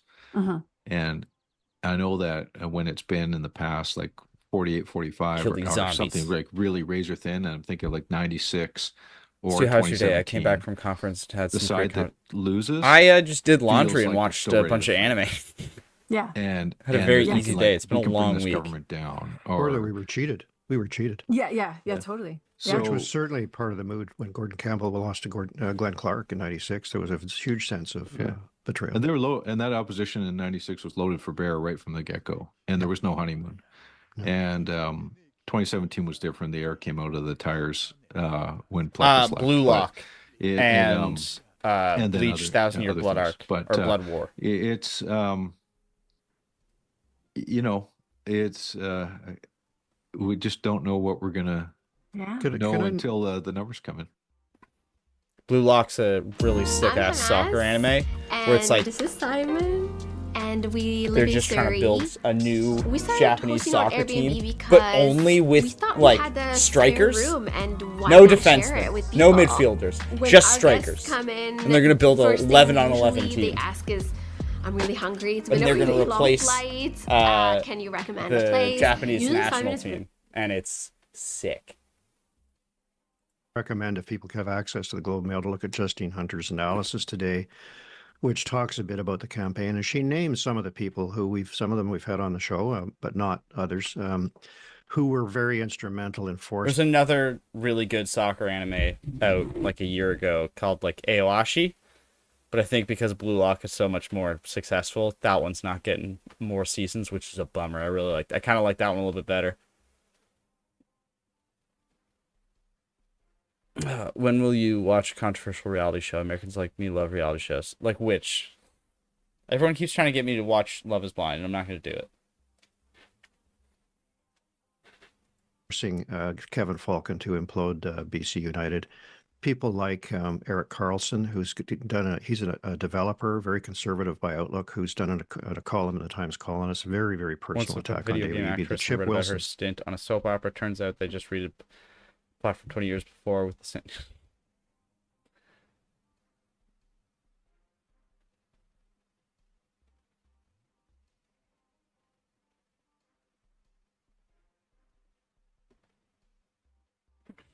Also, Canada offers a bunch of really like good tax credits for filming, and the show Suits, the like lobby of the building they worked in was the lobby of the building my dad worked in for like the insurance company he worked for, and like the like hot dog slash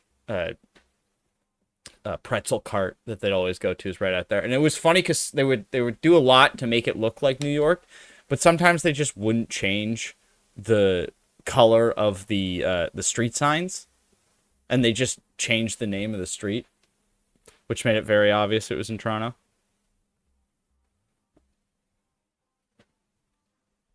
I mean, those ones just make me sad. It's like that's such a gamble.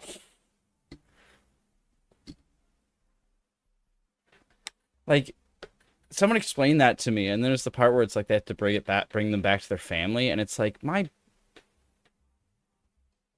mom would beat my ass if I ever did that. I was like, oh, I just wanted a game show, I'm gonna get married to this person. She's like, what are you talking about?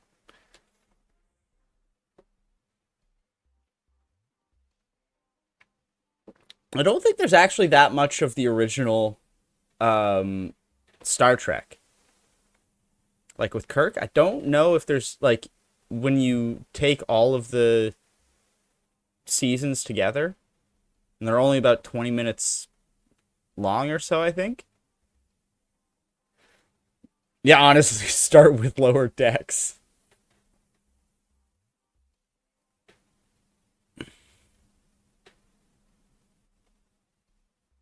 Well, I mean, we're basically whatever the US wants.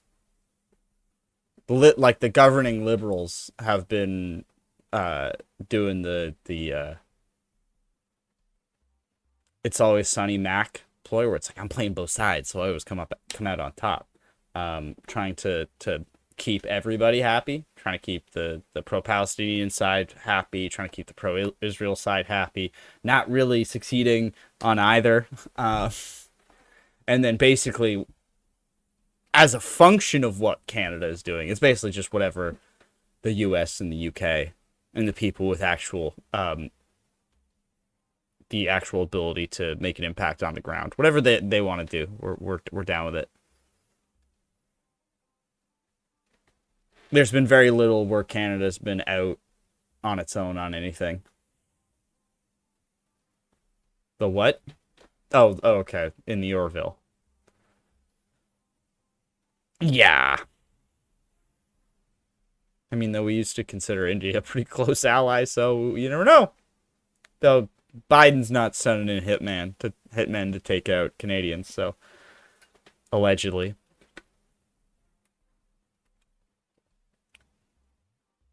When is that episode out, the crossover with Abbott Elementary?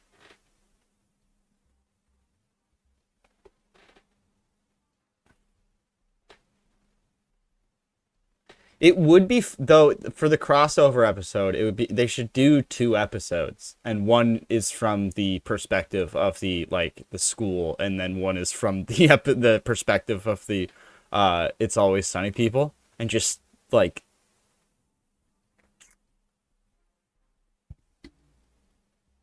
I need to watch that. I still haven't seen it. I just know they're doing a crossover.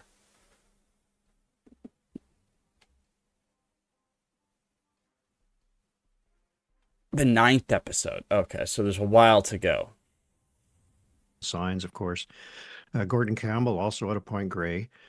She mentions Norman Stowe, an iconic figure in communications and event management circles, but also close to Kevin Falcon. But these people are all from BC, as The I gang knew it gets growing banned up, from the the sort of the from school Vancouver zones. business and development establishment. And we have another argument going on in Surrey completely, which we haven't talked about too much in this campaign, but I think it has a lot to do with, we had this declaration of diplomatic war by Justin Trudeau last week, which will have a thunderclap effect in Surrey generally, because there's so many South Asians in Surrey.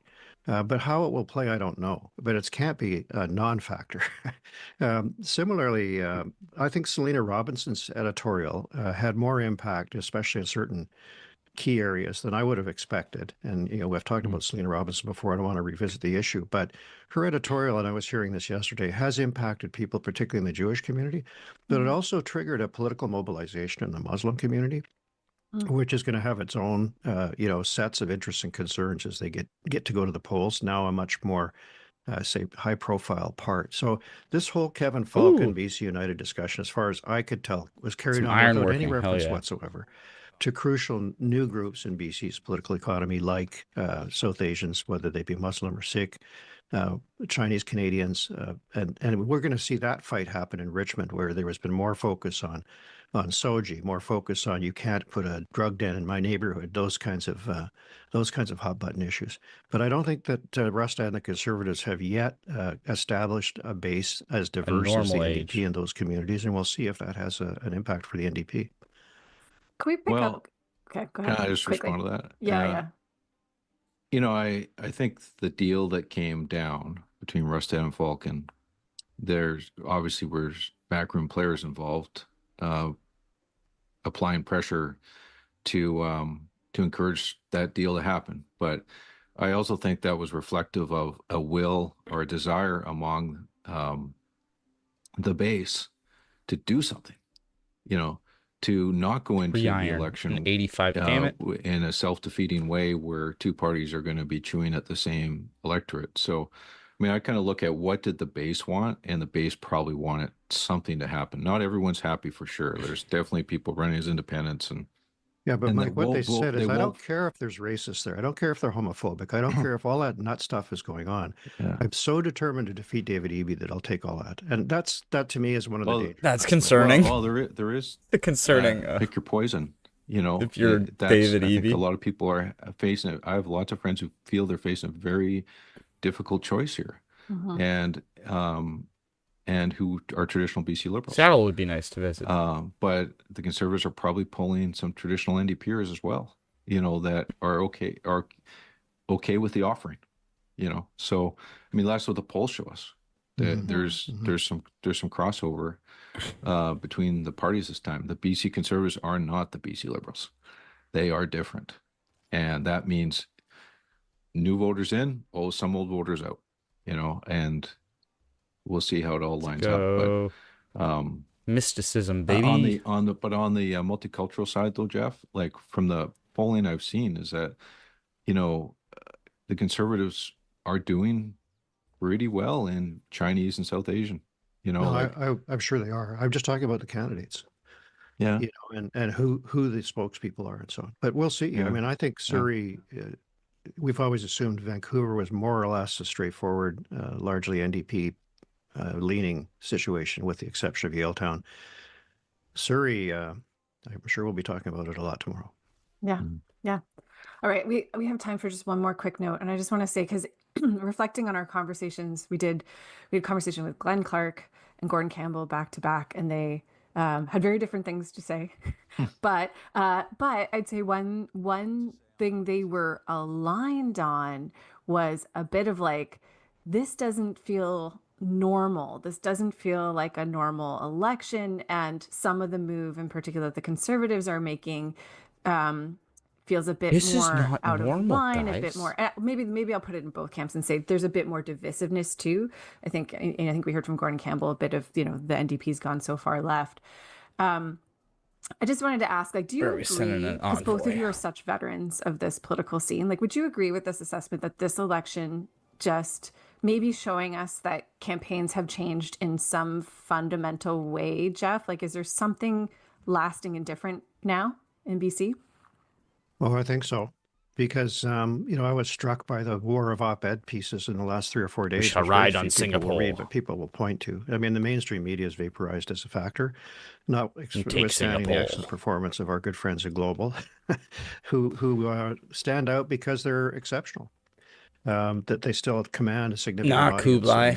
and, province-wide. It's very, very, very difficult to find that otherwise. So I think, You don't like us, I Kublai, think that's a that's too problem, bad. but also I think, way more deep thinking is going to be required about how to campaign over a longer period of time. Because to Mike's point about the momentum that was in the Conservatives, and in many respects, the Conservative campaign was easy for someone to participate in, for months and months and months. Whereas the NDP campaign was very much in a traditional way organized at the writ period and focused on the writ period. And, I think how those voters are identified, the affinity groups that might be interested in talking about stuff, the support you get from social media outlets that are not part of your political machine is very important. And I think the Conservatives have significant advantage in some of those areas. Mike, significant change? New era? Well, I think we'll continue to see the earned media play a less important role in campaigns, at least until such Goddamn time zombies. that they regain market share. So I think a lot of the campaigning is pushed into social media, is pushed into other venues. And that makes a difference in terms of how parties communicate. And parties, I think, are much more, and it's not just the communication side, it's also the fundraising side too. To raise money in this day and age, you're needing to have hot buttons, and that, to me, it does debase the conversation to some degree. However, I think 4 years from now, when we have another election, I don't think it'll be like this one. Shall I take think Singapore. the contending party to the NDP, no matter what happens tomorrow night, will be have more depth, more infrastructure, and what is this? Good boy. All right. Melanie. Oh, hey, Jason. Hey, what's going on? Not much. I didn't know you were back in LA. Yeah. Had a pretty amazing trip. I mean, it was unreal. Really? I can't wait to hear about it. No, I have like a lot to tell you. What is it? Come on. Do you remember the 90s? Yeah. People were talking about getting piercings and getting tribal tattoos. Yeah. And people were singing about saving the planet and forming bands. Yeah. There's a place where that idea still exists as a reality, and I've been there. Where is it? This is 1080p. Oregon? Yeah.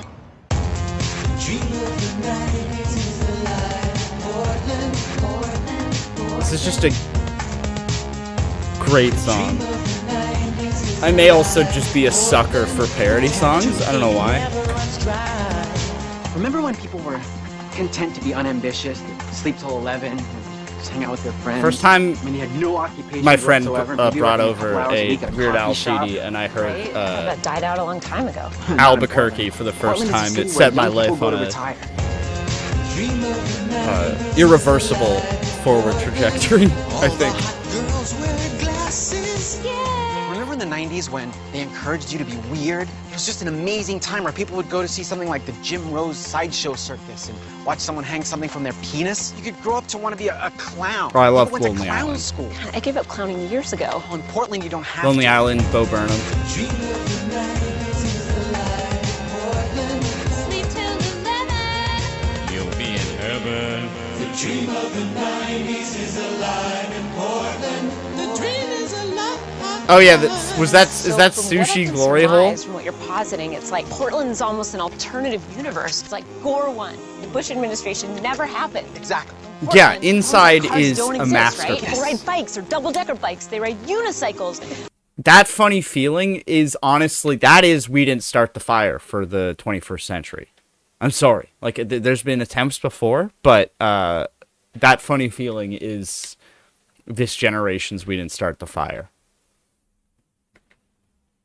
I can't really explain what I mean by that, but just it is.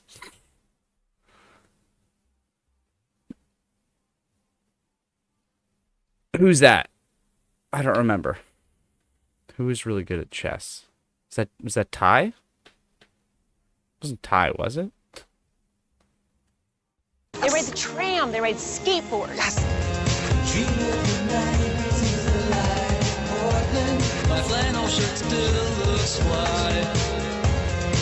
I think Ty. That's probably the only person I know of my friends who's been on the stream.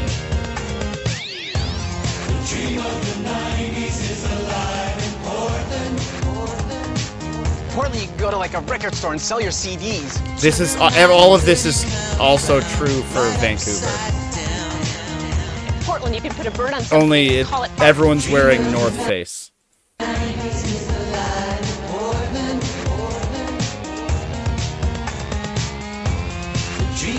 Hey, I made it. Yeah, you're a little late.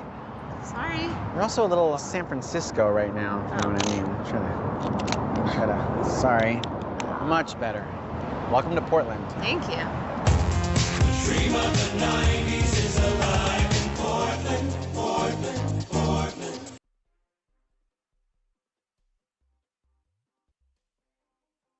Will just maybe sound a little different. And probably, you know, Still no the thing polls. I'm I just think we got reflecting about too is 30 with the minutes. fixed election day, I think it was which I've about always been 8 a or big fan 9. of, we do create a longer campaign period. 8 for And, most of the province, and then Mountain Time it was 9. Is that great? Is that actually a good thing? It's probably better for the opposition so that they know what the timing is and can plan accordingly. But it does make for a longer conversation, and I think government operates in that mode a lot longer than if they just decided to drop the writ. So those are, you know. We may not have to wait 4 years, Mike. Well, it's so tight. It's so tight So, that yeah. it may require another round to figure it out. Yeah. And we'll get a close-up contrast of fixed election date versus surprise. But all right, let's go grab our last coffee together, gentlemen. I'm going to raise a frothing glass of cappuccino to a small publication up north called theskina.com, an online Good question. But is newsletter anyone that covers here from Vancouver? I've events in been the hearing Skeena people say watershed, Grimes stuff was that's born going in. on from a community perspective, but they did a great editorial yesterday. Yes, saying yes, but pointing yes to out all that of those people had things. hung up a West sign Point Grey is a of, very affluent Nathan neighborhood, Cullen, candidate in and the Bulkley Valley Grimes' mom area, is like a with fairly a noose around his neck, and it was by the highway for some time. And so the Skeena.com Grimes' denounced mom that is and Sandy said there's Garacino. No place for political violence in our BC culture. Who's- Period. We're yes, better for- than well, that. former I wanna Crown raise prosecutor. My glass to the Skeena.com and thank them for raising that voice. and she's still a fairly prominent, like Yeah. Mike? prominent, I guess. She's like there's like in sort of politics and sort of the online people know who she is.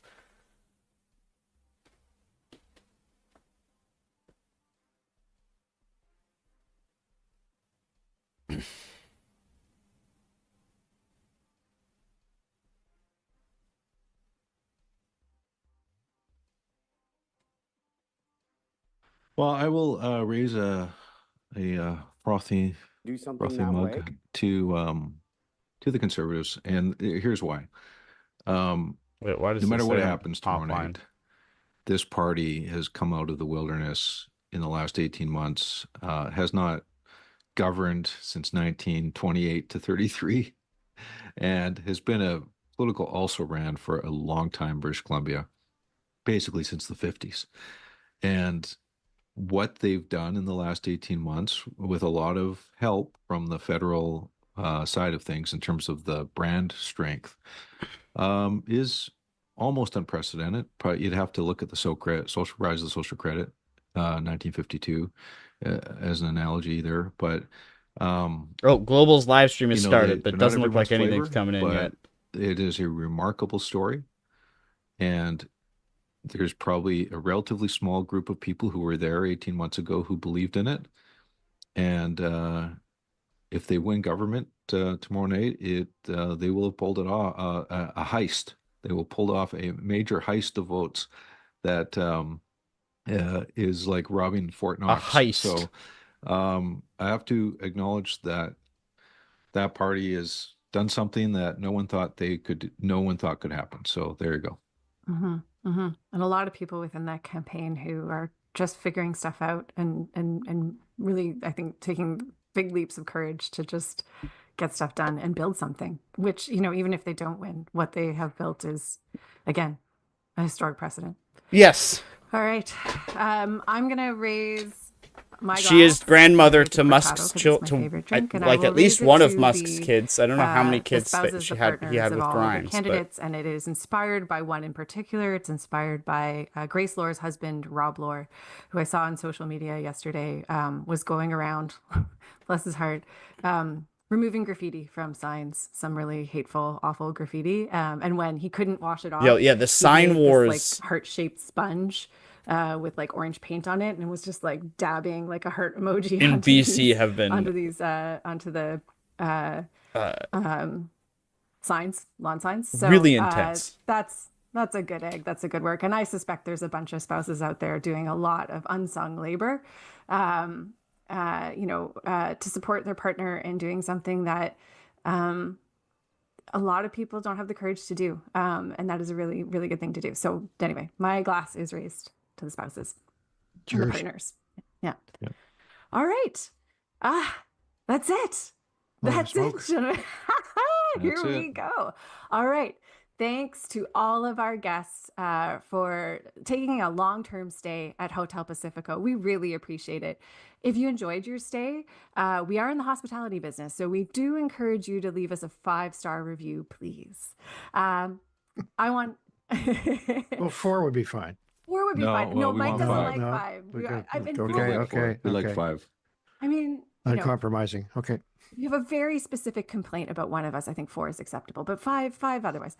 I want to thank you all for joining us for our final 18th episode of our daily election podcast. Thank our presenting sponsor, TELUS, our sponsors, Fortis BC, another Airbnb, swan, and BC Dairy. My parents have done this for 40 plus years. I've never wanted to do TV this. election night. And look forward to all collecting there. And then we will see you next Tuesday when we will resume our Stop attacking my weekly city, you podcast dang with zombies. a recap of this election. All these things we're waiting to see happen. We'll have lots to say about. So we'll see you next week, guests. BC, you can never leave. Check out time at Hotel Pacifico. We hope you enjoyed your stay.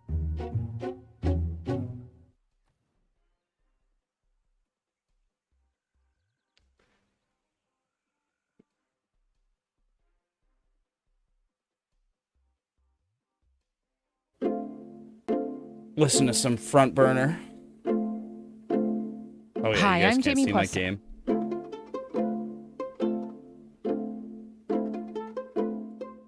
A few weeks ago, John Rustad, who's running to be Premier of British Columbia, was giving a press conference about his plans to let people write off some of their mortgage interest or rent. It's an out there enough policy that it would normally garner lots of questions. But instead, when it came to the Q&A portion, Rustad really lost control of the narrative. Practically all of the questions from journalists were about a video released the day before, where he called the COVID vaccine the so-called vaccine. He also said he regretted getting it. I'm wondering if you could talk a little bit about what you think would have happened in BC if people didn't get the shots, and are you suggesting that everything would have been the same in terms of death and illness rates without widespread vaccinations? So, thank you for that, and I see the NDP are attacking me about this. Do you believe the vaccine science? So, look, clearly, in my opinion, what needs to be done in this province is we need to make sure that our healthcare system is good, that it's available. Can you just please explain to voters Yes, why First you Nations. said you Oh, wait, your never mind. 3 doses of the COVID vaccine? Like I say, this is David Eby's attempt to hide from his policies and approaches and his failures in British Columbia. The whole thing captured a lot of what's gone on in the lead up to the election on Saturday. Controversial and conspiracy-laden comments that Rustad and also a bunch of his conservative candidates have made have taken up a lot of the oxygen. For many, it's been quite surprising to see him in such that province I showed you, Nunavut. That's where sitting NDP Premier David good majority of the a lot of that, as we've talked about on the Inuit, show, and nations we'll get are. into today, has to do with the collapse of the BC United Party, formerly the BC Liberal Party. Probably, which like really a good chunk opened of the that, door those for Rustad 38,000 and his people. party's rise. One day out from the election, my colleague, BC Provincial Affairs reporter Katie DeRosa, And then there's is some here, in, and like, we're going to go through all the political Labrador, I believe.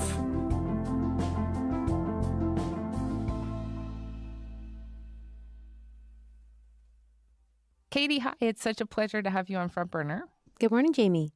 So I want to start by talking about BC Conservative leader John Rustad. So as I mentioned in the intro, Well, that's lots of good. Headlines. Thank you, PBS. About how Rustad Support has your said all public these broadcaster, controversial people. things about climate change. He doesn't think it's an existential threat, and COVID. He regrets getting the vaccine. But tell me more about Rustad and what these more controversial moments tell us about him as a politician. Well, John Rustad is not a newbie to politics. He was elected under the BC Liberal banner in 2005. He's been a minister of Indigenous Affairs. He's been a forestry minister when the Liberals were in power. And then he was under the Liberal banner when Kevin Falcon was leader. However, in 2022, Kevin Falcon actually ejected John Rustad from the BC Liberal caucus because John Rustad shared a post on social media that was seen as climate skepticism. DempsterHighway.com. Oh, is that your store? That has no place in our party. And ironically, that was the start of the downfall of the BC Liberals, who then renamed as BC United. Oh, never mind. It allowed John Rustad to join the dormant BC Conservative Party. It had no seats in the legislature, but John Rustad became the BC Conservatives' first MLA. I didn't know that. Basically, he became the party leader and then picked up another MLA. And so that sort of was the start of momentum of the BC Conservatives in early 2023. Since becoming leader that's last year, the Rustad highway has been you galvanizing drive. the right and fast. As the sole BC Conservative in the House, he attracted more MLAs from his old party and support.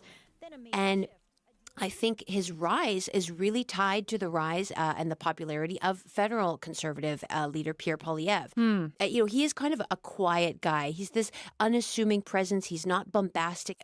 Probably people underestimated him, and so then we saw.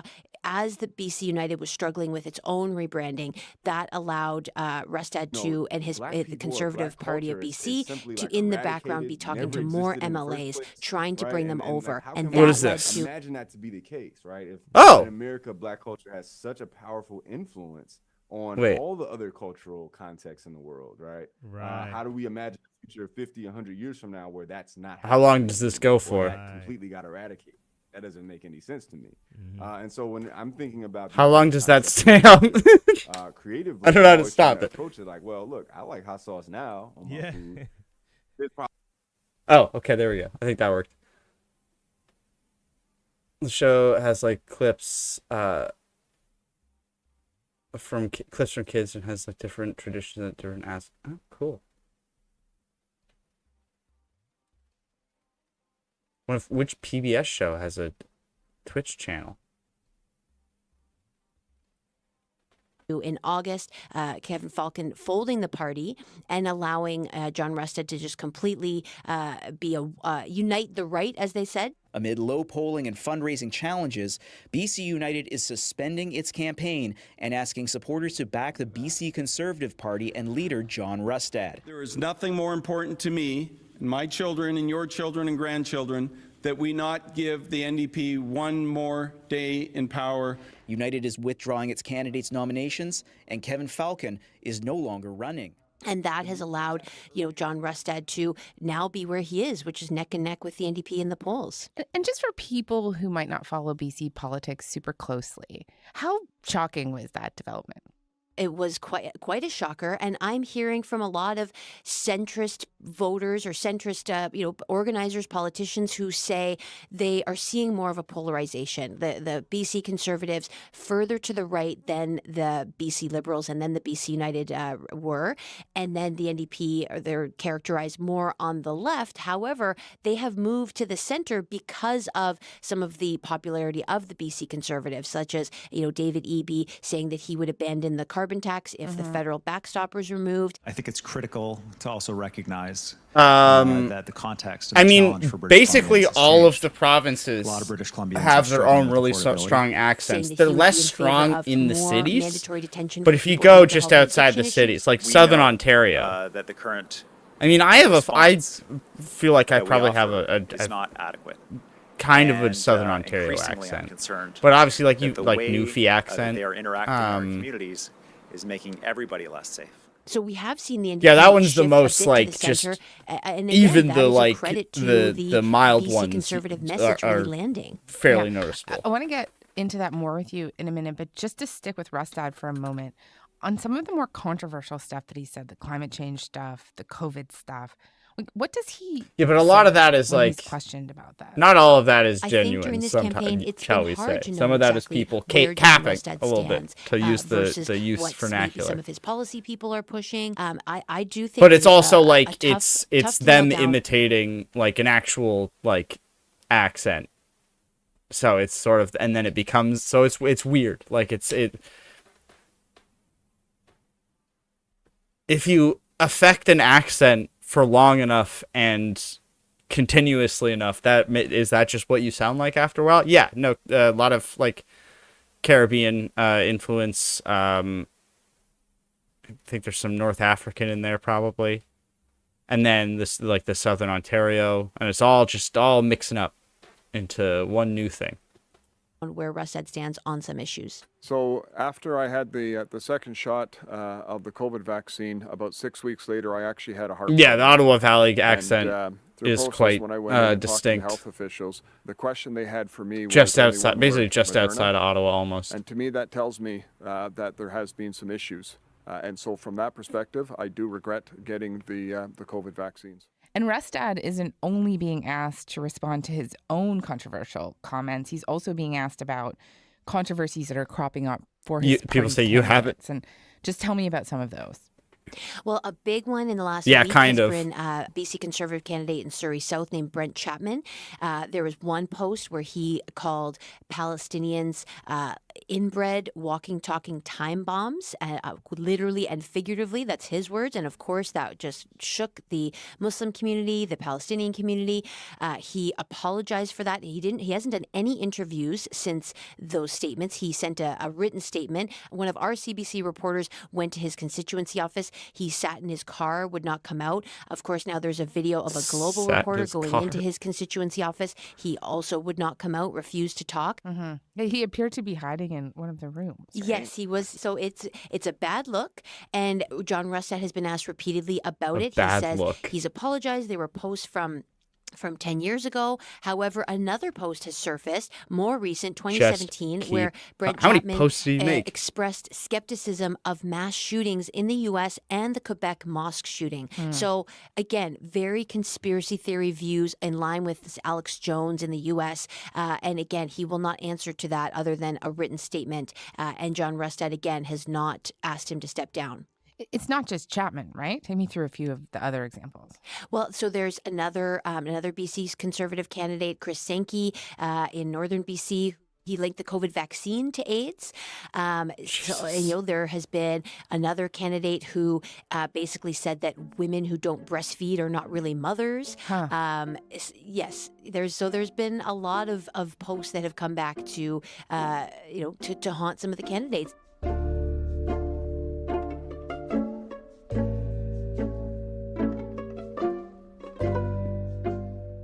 Controversies aside, this is really a very tight race. So obviously, Rustad and the BC Conservatives are putting forward some ideas that people like. Is it the conspiracy stuff or is it other stuff? Well, to be honest, I think a lot of people are just ignoring the conspiracy stuff. They say that doesn't matter, that I can put that aside as long as I see lower taxes, as long as the carbon tax is done, as long as I get some sort of rebate to help with my daily costs. So, I do think it's hard to know to what extent some of these more embarrassing incidents coming up to what extent they're landing with individuals who are just frustrated with daily life. They're frustrated with persistent crime. And of course, the BC Conservatives have really focused on the public safety issue and really just affordability. People around this province have been telling me enough is enough. It's time to put the rights of citizens before the rights of criminals in British Columbia. Really enough, one of my favorite has pages been asked several times over this campaign, are you out of touch with people? You keep saying that, some of your policies are eventually going to work, but they're not helping people right now. And EB has really tried to be careful to say, I understand people are frustrated. I know that, people are struggling to afford rent and they're struggling to afford groceries. But he's trying to put forward the message that we could stay with the NDP and we will address some of these concerns. That's some of the tension that we've seen is who can be the better shepherd of the economy and of some of these social problems that we're seeing in BC. And again, that's going to be decided by voters. I do find it interesting, since fiscal responsibility has been such a big part of this campaign. Rustad released his costed platform on Tuesday, right? And it showed, I believe, that the BC Conservatives would run a deficit even higher in the short term than the NDP. Can you explain that to me? Yes, so people were waiting for the BC Conservative platform because there were a lot of promises early in the campaign, billions of dollars worth of bridges and SkyTrains and infrastructure promises that a lot of people were wondering, where is this money going to come from? We're already in a $9 billion deficit. And so the platform showed $2.3 billion in additional spending over 2 years, and that doesn't include an additional $4 billion a year in tax cuts. Emperor of China. There was a lot of, this guy's Korean. What do you mean? Looking at that figure. And I think an easy line of attack for the NDP is that, well, there's going to be cuts that you just haven't told us about. And so the big focus appease the gods. Yesterday, both leaders were in Nanaimo and not in the same place, but they were trading barbs over whether or not Rustad is going to cut healthcare. EB accused Rustad of wanting to bring in U.S.-style two-tier healthcare where people can pay to skip the queue. Rustad says that's not true, but I think a lot of the focus is, what would have to be cut in order to deliver the budget that the Conservatives are pitching.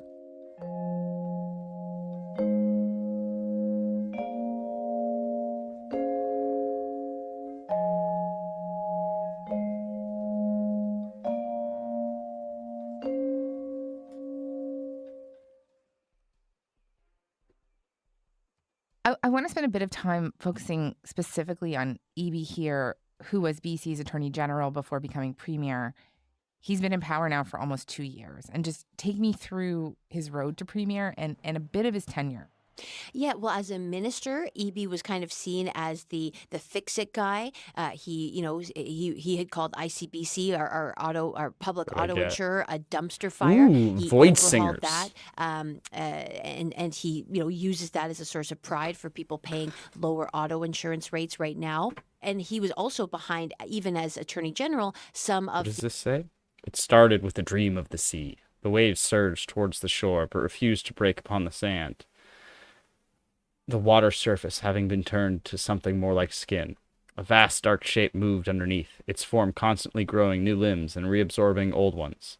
On the wind there was a song that whispered to you its name, a set of syllables not designed for human tongues. The next day, in the market, you overhear a young urchin with a hollow stare mutter something in this same language.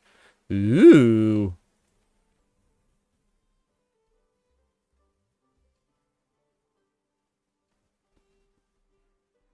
That's pretty cool. I think we'll wait to appoint them.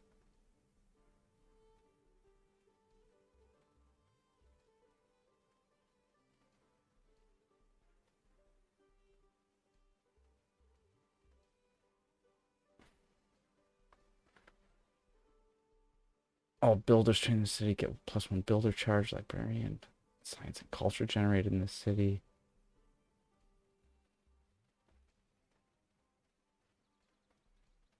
It's pretty cool.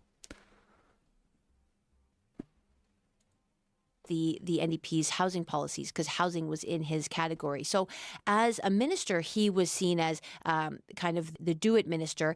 But then as premier, there was all eyes were on him as to whether he could keep up this momentum and fulfill some of the promises he made, especially around housing. And now in the 2 years, he put a lot of housing bills on the table. And I think one of the big decisions that Eby had to make was whether or not to call an early election. He could have called a spring election, especially to capitalize on the rift between BC United, which still existed, and the BC Conservatives. But he insisted that he wanted to stick with the fixed election date in order to, he wanted to fulfill that promise. And now a lot of people are saying maybe that was a mistake. Something that Eby had said is that he wanted people to see, feel, and touch the changes that he put in, especially on housing. Give me a little bit of a Coles notes on what he's done on housing and whether people think that it's enough to move the needle on, the country's most unaffordable housing market. Yes. Well, so there's one big policy was to force municipalities to meet housing targets. So really taking away some of the land use planning that municipalities have and saying you have to build X number of homes. If not, we will approve these homes for you. So that ruffled some feathers with municipalities and with local mayors. Another policy plank or legislation was that if you have a single family lot, if a house gets torn down, you could now build up to 6 units on that single family lot. And then also a middle class housing plan, which would allow people with incomes of up to 180,000 household income to be eligible for a below market unit in sort of a rental. So acknowledging that there are people who are making up to $180,000 between two people who still can't afford to buy a house. So the policy examples, but again, I still think who just subscribed? People are Toes! The effects of that affordability. 49 goddamn months. Yeah, and it has Rustad and the Conservatives. Incredible. I've really been streaming for that long.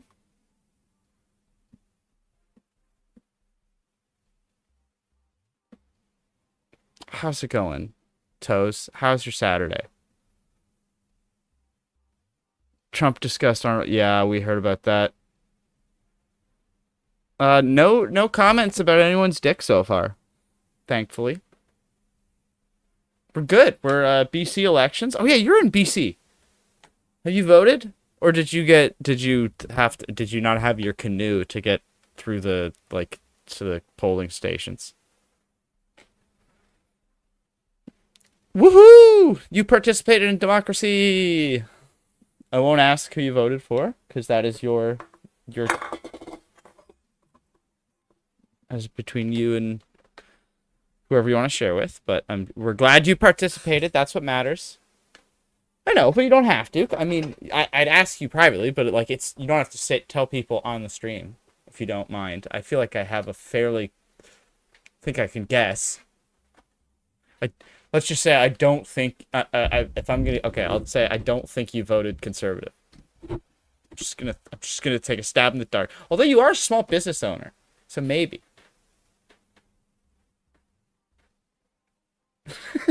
No?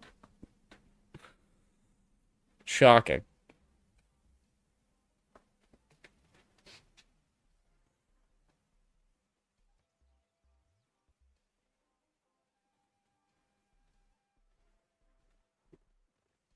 I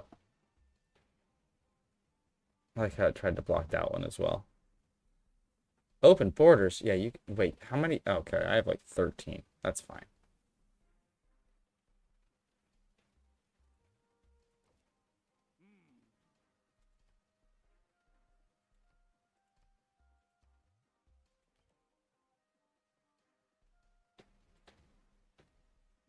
There we go.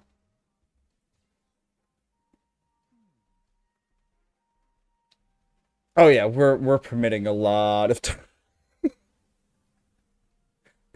just in this stream alone, we've permitted perv, we've permitted big dong. But that's the thing. It's like this. It's less so much like those. Those are more very much situational. Where clearly you weren't intending to actually insult me. Probably in one where there isn't a Korean War, maybe. Had any success attacking him on that front? You know, what have they been saying? I imagine this is what, if not the most important issue in this election, top three. Definitely top three. And so I think, again, on housing, I've been streaming for 4. Well, I guess I started in 2020. God damn, it's been 4 years since the pandemic started. On is his Rustad rebate, which I knew that in my mind. Give people a tax cut on the amount they pay on rent. What we are announcing today is what we're calling the Rustad rebate. We are going to have a tax deduction of up to $3,000 per month. Wait, what does this say? No, I should. For people that are paying the rent or paying their mortgages. One thing Rustad has said is that he thinks the private sector has more of a role to play. So there's a bit of a back and forth between whether the government should be the one to build these below market housing, or what Rustad says is if you remove the red tape, that reduces costs for builders, and that will naturally bring down prices. Well, you know, again, in the sort of early 2000s, when we saw house prices completely soar, we didn't see the private sector, magically offer prices for below market, right? They want to make a profit. De-unify. So there's some skepticism as to whether these private developers are going to build, say apartment buildings. Yeah, the Vatican City takes over the rest of Rome. You mentioned that EB has backtracked on a couple of key issues as well. And isn't there? The Catalans, Italy, or is that Spain? Being someone who championed it for years. Earlier this year, his government rolled back drug decriminalization in the province. Apologies to all involved if I got that wrong, but a flip-flopper. That's Spain. All right, never mind. Do you think that I thought that was wrong. To the right has helped him? I think that, I think there were certain issues that EB could see the political winds shifting. I think from a political perspective, the carbon tax was problematic, and we've seen other premiers move away from it as well. Andrew Furey, the latest of 7 premiers calling on Ottawa to cancel this spring's carbon tax hike. BC, the Northwest Territories, and Quebec have their own carbon pricing programs, so they're exempt from the federal plan. Nearly all the provinces that aren't now united. EB was the only premier in the there should be a way to who was search standing spaces. Behind the carbon tax. So now it's all eyes are pointing on Trudeau, and it basically really what EB was doing was basically passing the buck to Trudeau and saying, okay, you can blame that guy. Interestingly, the BC Conservatives have tried to saddle EB with Trudeau. Today we actually saw David Eby come out and he says he's going to be campaigning against his own government's policies. I mean, I don't know if quite incredible, and I guess what it comes down to is these. We can completely hold current day Spain responsible for the conquistadors. Mr. Trudeau. They have attack ads showing EB and Trudeau together, basically saying they're one and the same. So I think that's another example of how the BC Conservatives are closely aligned with the federal Conservatives and are trying to. They're seeing the unpopularity of Justin Trudeau, and they're trying to attach EB to that. The tack to the right on other issues like drug decriminalization, for example, is that widely seen as the right political move for EB because it's popular? Oligarchy. Well, I think a lot of advocates I talked to, they said, we cannot rely on decrim alone to fix the drug crisis, fix the opioid crisis. It's one part. It has to come with treatment. It has to come with safe supply. But I think there was too much emphasis on just decriminalization without those underlying supports. And so there was a perception that more people were doing drugs in the street, that, children couldn't go to a playground without drug use being there or, needles being left behind. And so it was a short-lived experiment, and I think, again, politically, EB saw there was a problem there and the public was not behind it. So he kind of did a middle ground where decriminalization is technically still in play, but it's illegal to use drugs in public spaces. The drug policy issue has been very difficult, and I don't know if anyone has the answer, to be honest. It's a tough situation out there. Sacrifice adjacent unit. I just threw those warriors into a volcano. Look, I know that you and I have been knee deep in policy, which has been really helpful. But I actually, before we go, do just want to talk about Chip Wilson, the most charming billionaire in Canada. Don't ask why it's called Lululemon. Just because it's funny. And just, can you tell me about Chip Wilson and his connection? Why am I talking to you about Chip Wilson in an episode about the BC election? Well, Chip Wilson has an $80 million home on the waterfront in Point Grey, which is David Eby's riding. As he's famously said, it would be difficult for Asian people basically called to the NDP Communist Party. Right? But in the event that they form the minority, if you look at where this movement has come from in just a little less than a year, going from really an this is leading in 3 possibly ridings, being the strong minority, that's something. So there's a lot of enthusiasm, a lot of excitement. Of course, just over about 1,000 votes. The win here, Sophie. Thanks for that, Paul Johnson. Swings like a jazz band. Yeah, I love it. It's the line of the night so far. And you see in the chiclets on the bottom of your screen there, we're already starting to get some results in here with the Conservatives jumping out to a very, very early lead with 3 leading or elected in 3 ridings. We'll just say leading for now. That's Bruce Banman in Abbotsford South, the Conservative candidate, the incumbent, leading over the NDP candidate, Sarah Cooner. And in Prince George Mackenzie, the Conservatives out to a very early lead. I mean, we've only got a few votes separating them right now. 6-2 for Kyle Giddens of the Conservatives. And down in Salmon Shuswap, where Greg Kylo was the longtime MLA there for BC Liberals, the Conservatives have a lead there. All 3 of these ridings considered to be fairly strong Conservative, or used to be fairly strong BC Liberal ridings. These are not ridings the NDP had in the potential win column by any means. It'll probably be like overnight. I don't know why they do it like that, because it just makes everyone super. It just makes the craziest people super suspicious. I think we've had some results a little early, but again, the classic there, 6-2 to 2. Yeah, exactly. It's not really too much. Don't get too excited. It's very, very early days. All right, we have an amazing panel of strategists who have been talking about all things election related for the last several weeks on their podcast, Hotel Pacifico. Here with Jazz Johal, and we welcome all the listeners on CKNW tonight as well. Jazz, over to you. I don't think so. Thank you, Chris. Yeah, we've got the trio from the Hotel Pacifico podcast, Mike McDonald, Jeff Meggs, and of course, Kate Hammer. Lots to talk about here. Kate, let me start with you first of all. Remember the carbon tax? That was an issue just a few weeks ago. Yeah. And then David Eby comes along. I think it's just 18. Cents a liter. As long as you're old enough to be a candidate, you can be prime minister. Right. Now, do you think that time for me to get a beer? We've made it. Ever done in regards to potentially taking that off the table for this election, or do you think there may be repercussions for the NDP in the future on that? Well, okay, I think we're going to say, let's just no, it's remember, the minimum Jazz, age is you have to. I just looked it up. If you had it's the age discussion you about need the carbon to tax. be a candidate. David Eby was if you the are, cheese that stands alone in Canada on the carbon tax, and then John Rustad was like, "Bring it, that's the fight." No, and then as it progressed, and David Eby had to pivot. I think even when he pivoted to say, "We'll take it away we will take it away if the feds do," then it became. Oh, it's getting exciting here. Yeah. Then it became a total question of like, will there be repercussions for David Eby on this? Will this continue to be a discussion? Well, the prime minister is the leader of the party, so they could. And then will David Eby get criticism within his own party and with voters for not sticking on that? It's an interesting question. And neither happened. It went silent. So it probably was a right move. And I think the way they neutralized it, the way they made it about the feds and their decision was a very good strategy. Like it's just Jeff, I want you to jump in on this this one for a second. No one's ever considered that the leader of the party would be unelected from walking away from the carbon tax. No, I don't think so. I think it demonstrated he was responsive to concerns about the cost of living side of things, and but I think it has to nobody be really someone quarreled with the within the assessment House he of made Commons. or the changes that are going to come with whatever happens in the federal campaign.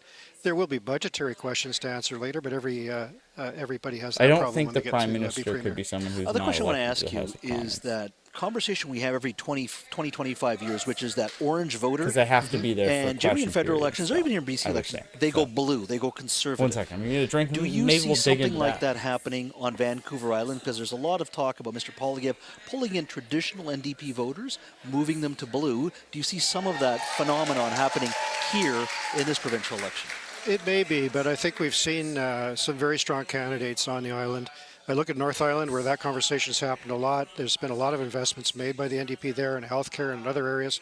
Very strong local candidate, Michelle Babchuk, who's got a lot of civic political experience and very close to the ground. So I'm confident she'll prevail again tonight in the North Island. And the other riding that's A question mark in my mind is the brand new one that has no incumbent riding, but again, very close to where John Horgan and Ravi Parmar represented in the past. I suspect it'll continue in the NDP camp. Now, one of the things we've talked about the carbon tax, we talked a little about orange voters potentially going blue. We have a federal election next year. Whether Mr. Trudeau wants one or not, it's time to have one. My question to you is, the results, whatever the results are here in British Columbia, whether it's an NDP win or a Conservative win, are there any implications? If so, what are the implications for a federal election next year? Well, I think the rise of the BC Conservatives was on the coattails of the federal Conservative surge nationally, and the fact that the carbon tax was taken off the table is largely because of the Axe the Tax campaign. I think that happened on a national level. Now, if John Rustad wins the election tonight, this would be a petri dish in British Columbia for what people might think will happen federally. So I think that could have a big impact. And if he doesn't make, if it's an NDP victory, then it's like, well, the blue wave fell short, and maybe opponents to federal Conservatives can take something out of that. It is a bit curious to me why Pierre Poilievre did not show up, and at least with an endorsement in this campaign. We saw Jagmeet Singh out here campaigning for the NDP. We saw federal Liberal MPs endorsing NDP, but by the vast majority of federal Conservative voters were voting BC Conservative, but they didn't hear from their leader. So in the aftermath, we'll have to ask those questions. Well, I think it's very important. You raise a very, very good point there. Mr. Poilievre endorsed Danielle Smith, the Premier of Alberta, during the last election campaign. I was hearing that a couple of weeks ago there was going to be some sort of endorsement. We certainly read articles recently that perhaps it was Mr. Rustad's performance in the last in the debate. But is there going to be some concern for Mr. Poilievre in regards to the populism that Mr. Rustad also brought forward? That perhaps that may alienate some suburban voters. It could have been the Brent Chapman issue. It could have been a number of things. But I think if the Conservatives fall short tonight and Conservative voters are disappointed, I think they have to ask that question: is did we do everything we can to get over the finish line? Mike, thank you. Let's get some more results. Back to you, Chris and Sophie. It doesn't look like they're falling short right now, Jazz, thanks to you and to the panel. The Conservatives jumping out to a very early lead here. And again, it is early. Results are coming in quickly, but the Conservatives, for those of you listening and watching, are leading in 37 ridings, the NDP in 27 ridings. So that's a significant lead early on, and one Green Party candidate is in the lead. The Conservatives are leading in some of the key ridings that the NDP won for the very first time in 2020. So Richard's got some results, I think, on that as well. Yeah, so let's take a look at this. So we're going to focus in on Metro Vancouver. I want to show you where these results are coming. And this is what we talked about at the beginning of the show, that wave through the Fraser Valley. And you see the Conservatives starting to take these leads, and then also right here in Richmond. So I want to show you some of these results. This is one of the key ridings. Surrey Serpentine River, again, a key number to watch. Lead, 133. Polls reporting 4 of 19. In Elections BC promised the results would be coming fast and furious, and they are coming fast and furious. This is another one we have spent a lot of time focusing in on. Jody Tour is the Conservative against incumbent Andrew Mercier. It's a 296 vote lead. There are 3 of 20 polls reporting there. And then the other area we've spent a lot of time focusing in on right here in Richmond, and it looks like the Conservatives, again, it is still very, very early, but these are the